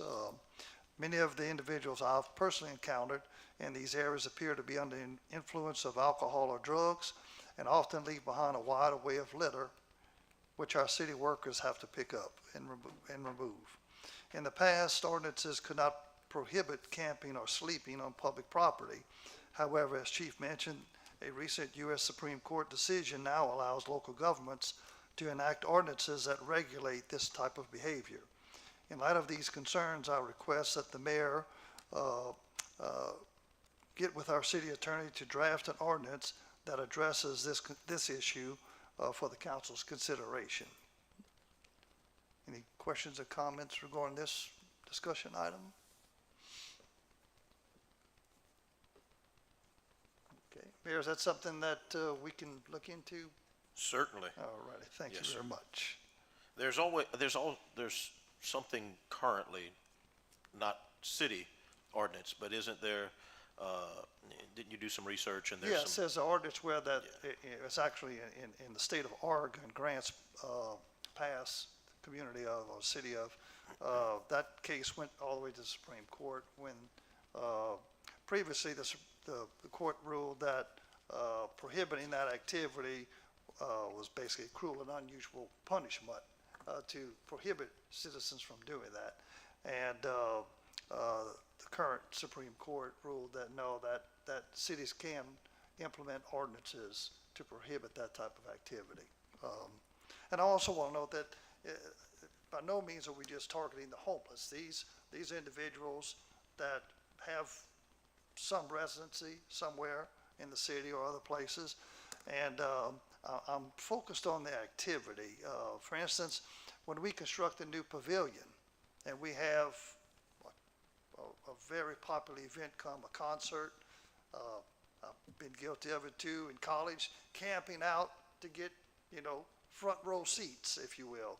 And I think that this is, will apply to all citizens and not a particular class or group, especially not just the homeless. So I just wanted to point that out. I gotta stay awake all night. Yeah. I can't sleep on the sidewalk. Okay, well, that's why we need to work on the ordinance. It's gonna be pretty involved, Steve. Jeff, isn't part of that on the state highway? This on Main Street? Yeah. Well, Main Street would be, a downtown business district, Right. but the sidewalks are city, state right of way. But we enforce the ordinances within the city, whether it's a state, federal, or local street. I know you would have to get an MOU with the state with that. Well, this would be an ordinance step, just like any other ordinance before, I'm all for it, if you come through with it. right, and that's why I think the attorneys will have their work cut out for them to introduce something for us to consider. It's definitely needed. I mean, we're starting to see more and more homeless, and in fact, the more houses that we tear down, it's definitely gonna expose it even more. Just over the last month, man, we've starting to get more and more calls on them. Sleeping here, sleeping there, or, bothering businesses for money, different things like that. South Marcus has been, downtown's been bad. Yes, and, Go at the Third Street Park. it's something that's needed, and now we were able to, enact an ordinance where we didn't have that ability before. All right. Okay, I just want to ask a question regarding the ordinance, because it is a problem. We see that Third Street. Your mic. We see it in the Third Street Park, right in front of City Hall.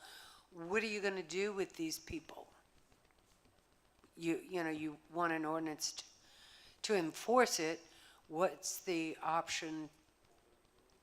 well, first of all, within the city of Crowley, we have affordable housing. We do have affordable housing. We do have the way. We have places where people can go. What I've observed in working with the chief in the police department is that these individuals just choose otherwise. They would rather continue what they do with their freedom to to remain homeless and choose activities they choose to deal with whether it's alcohol, drug abuse, what have you, which some of these other places that they possibly could go would not allow. We But do, when you say you have affordable housing,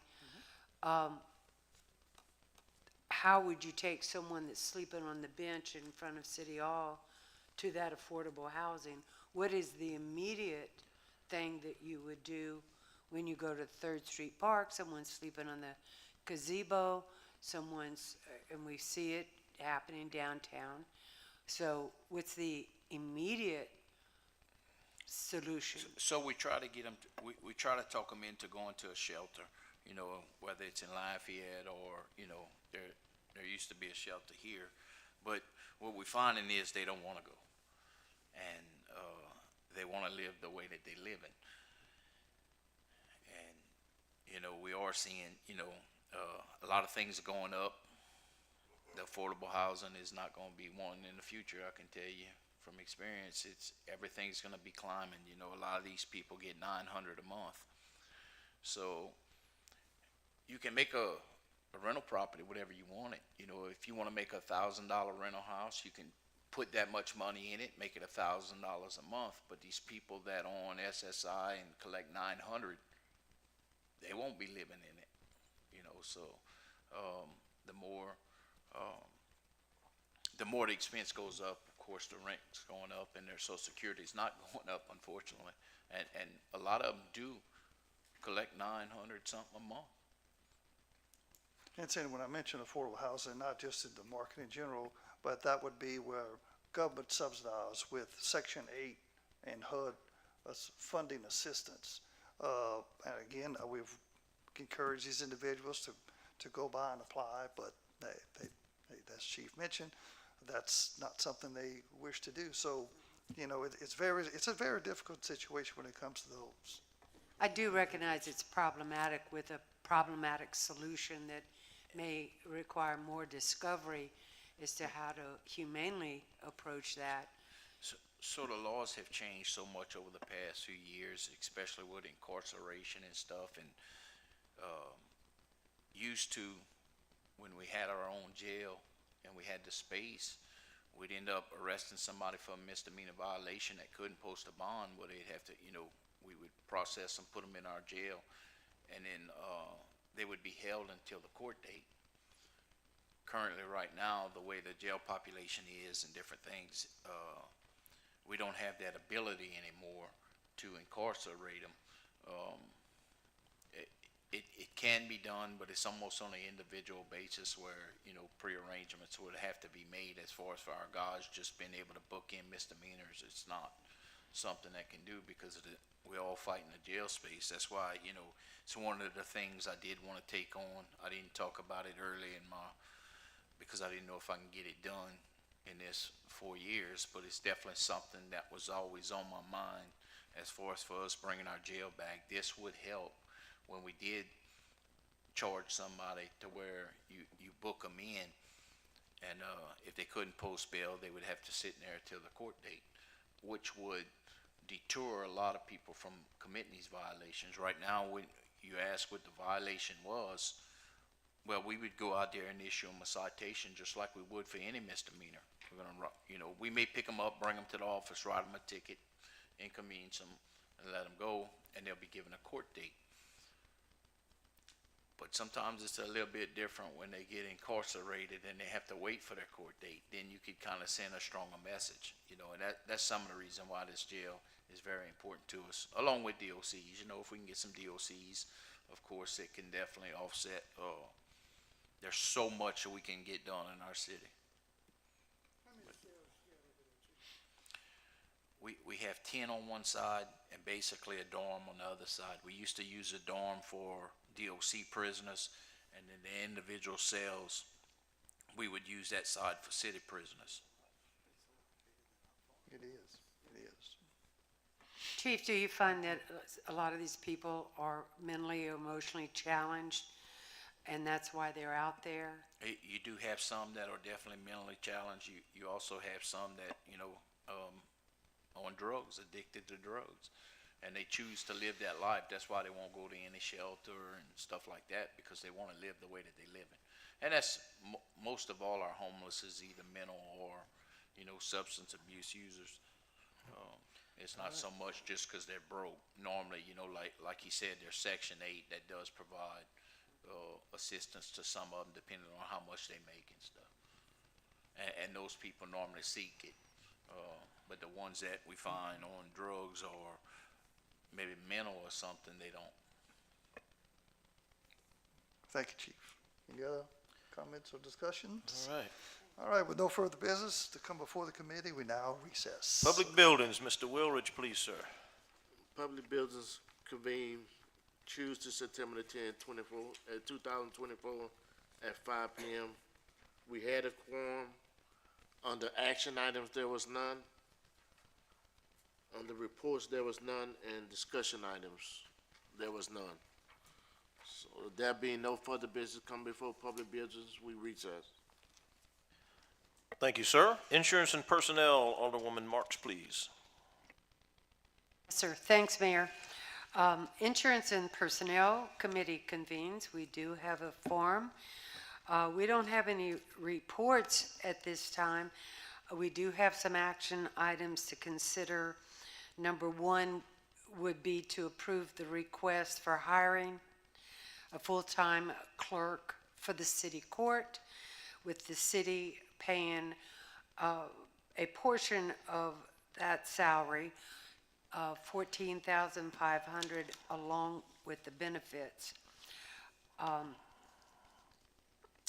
I do have some questions about that particular amount. I think everyone received the letter from Judge Trahan requesting this, saying due to increased traffic activity that is requiring the city court to hire a full-time employee.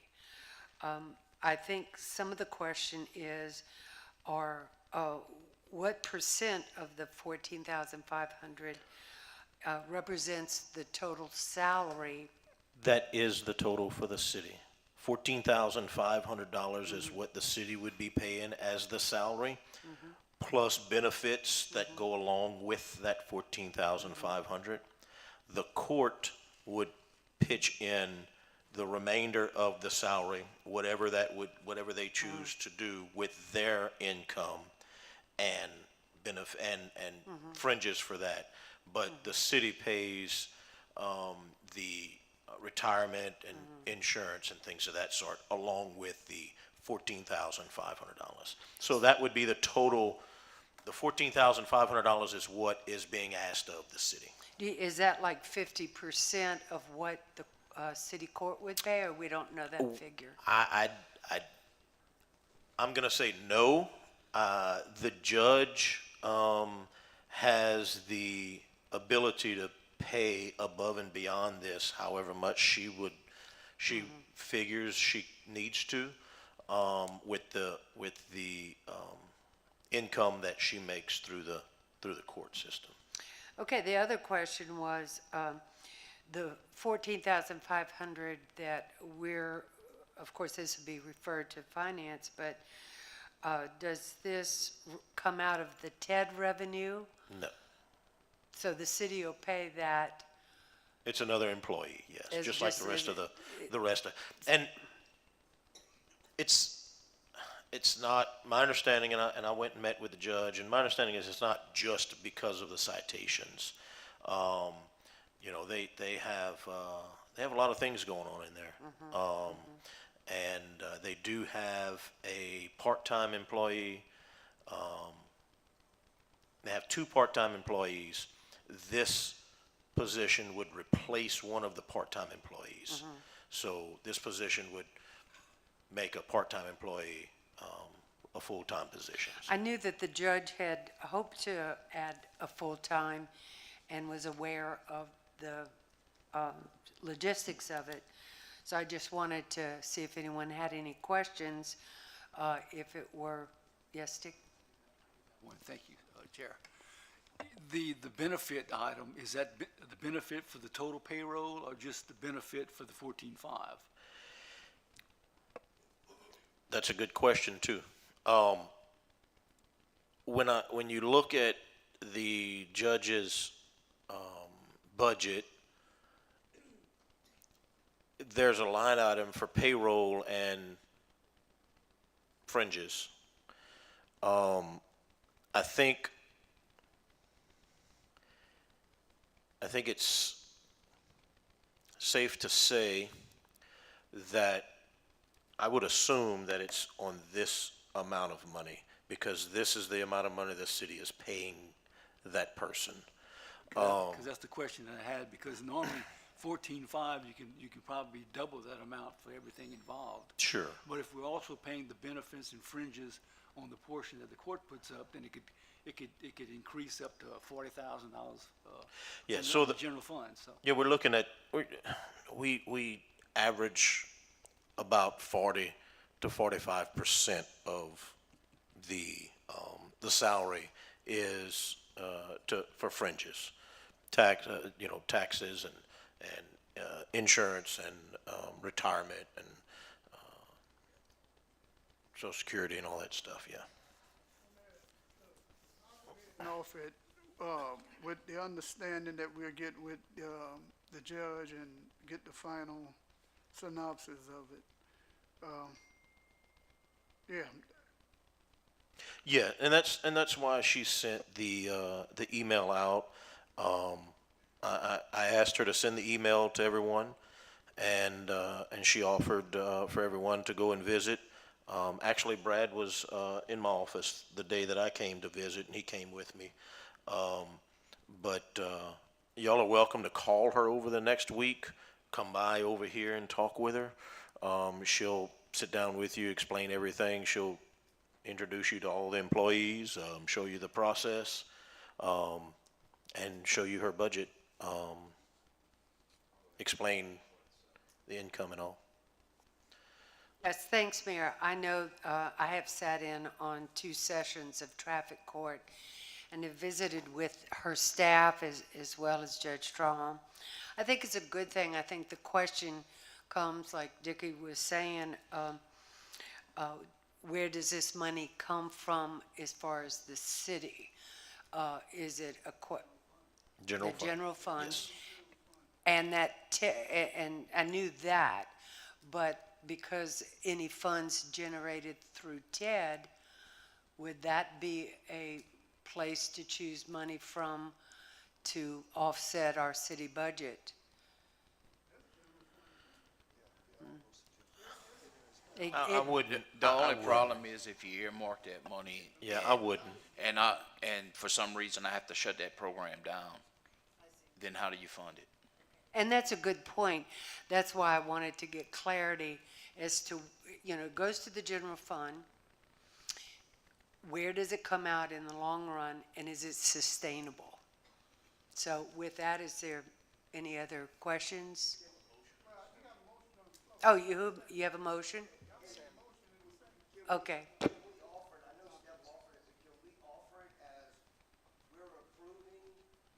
We're approving the 14.5 and the percentage of whatever that percent is of the benefits. And not open-ended Of the 14.5. of the 14.5.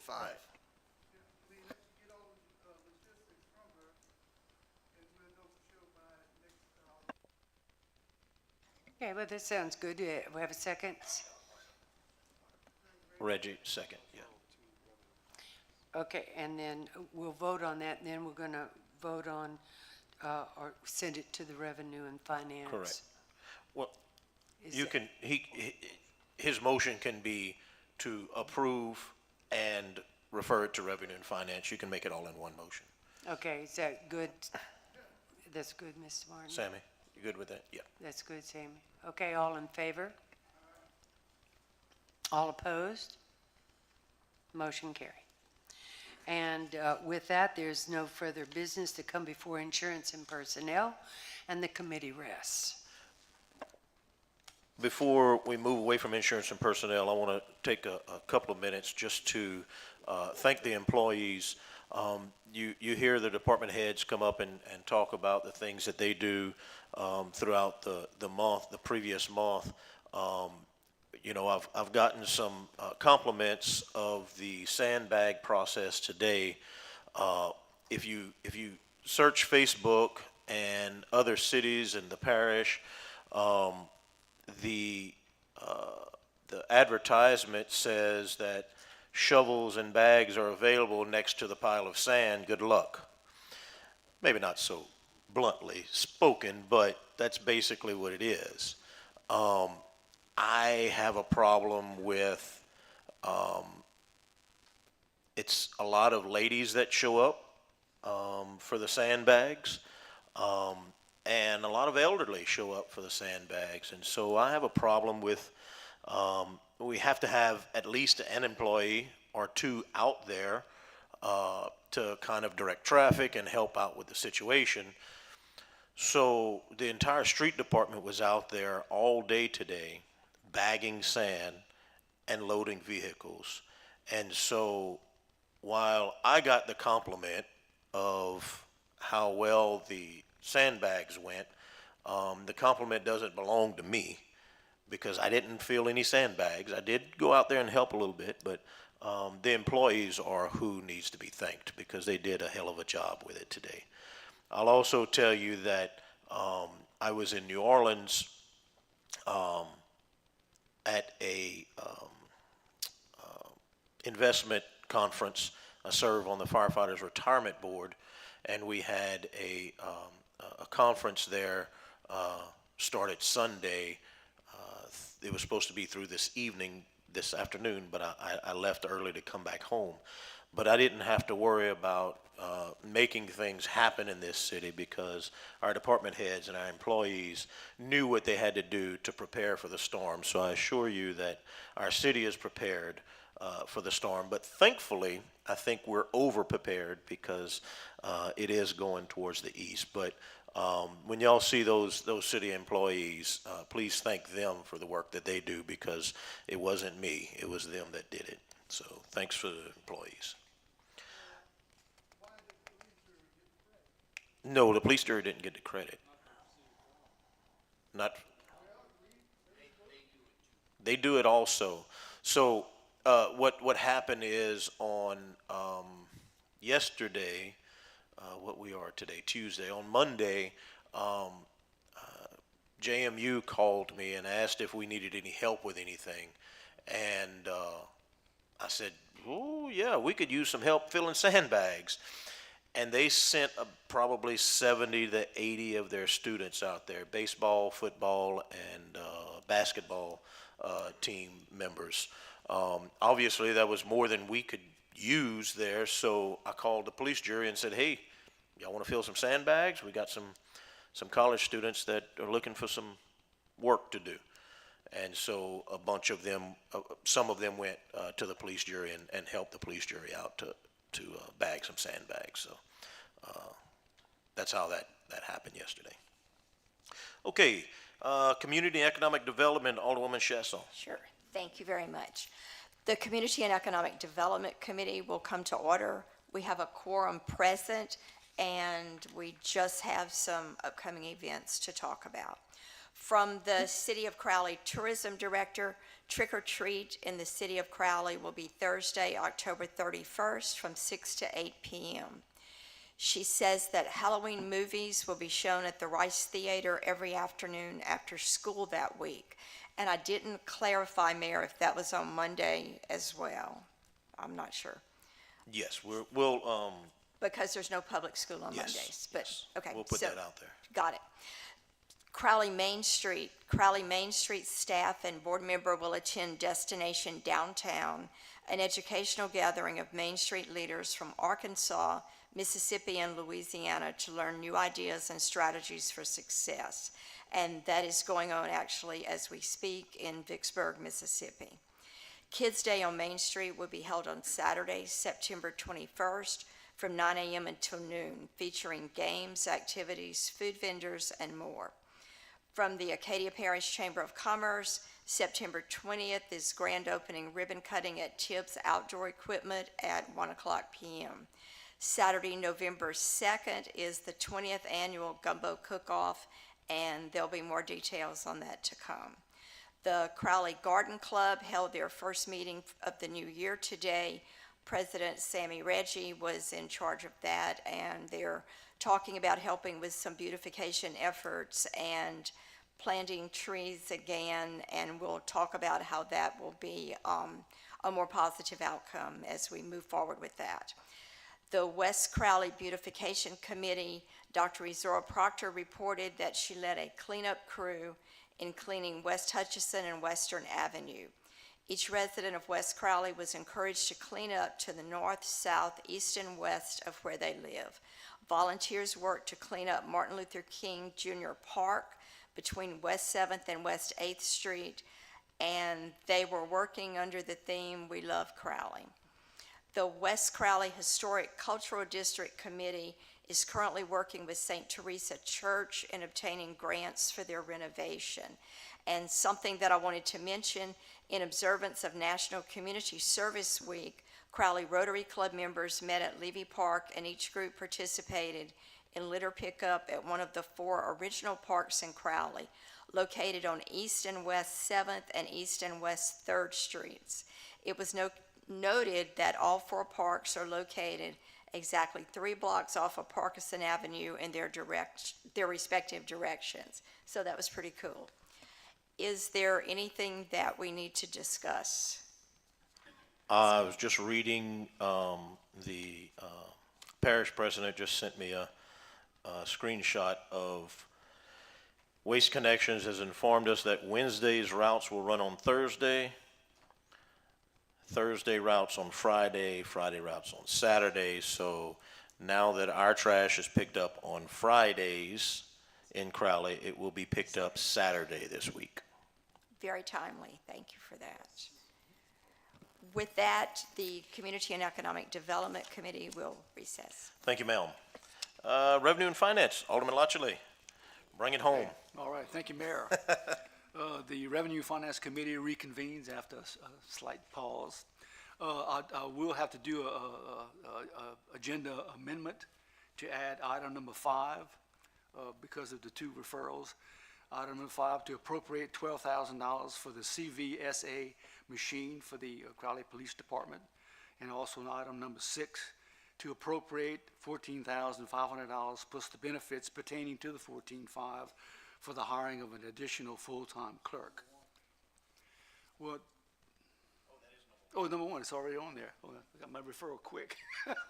Okay, so we'll scratch that on there. Okay. Go, you wanna have Okay, so to amend the agenda to include the CVSA and training for the police department. Dickie? Let's amend the agenda. We're gonna roll call. Okay. Chuck?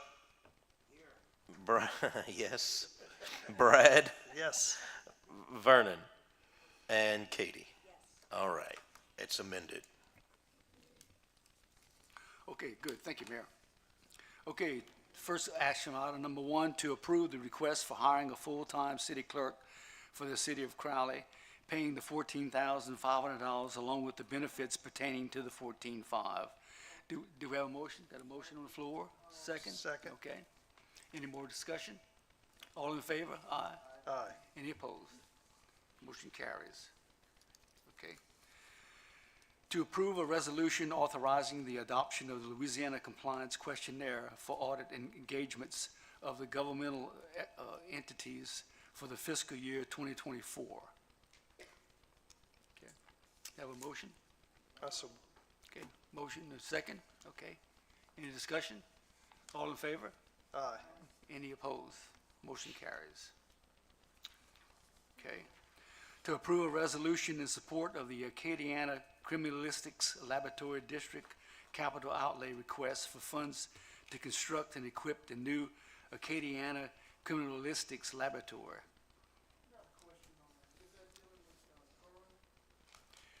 Dealing with what? Yes, yes. I believe the old facility is getting to be run down and too small to house what they're doing now, so they want to build a new facility. Yeah. everybody's kind of using. That's correct. Yes. All right. Okay. You have a motion? Yeah, I'll make the Okay. motion. Okay, motion and a second. Any discussion? Okay. All right. Okay. All in favor? Aye. Any opposed? Motion carries. Your new, Okay. your and the new number one- 5. Okay, new number 5. To appropriate $12,000 for the CVSA machine for the Crowley Police Department. Okay, do you have a motion? From the TED program. From the TED program. Okay, got a okay, got a motion, second, okay, any discussion? All in favor? Aye. Any opposed? Motion carries. No other action to come before the committee recess.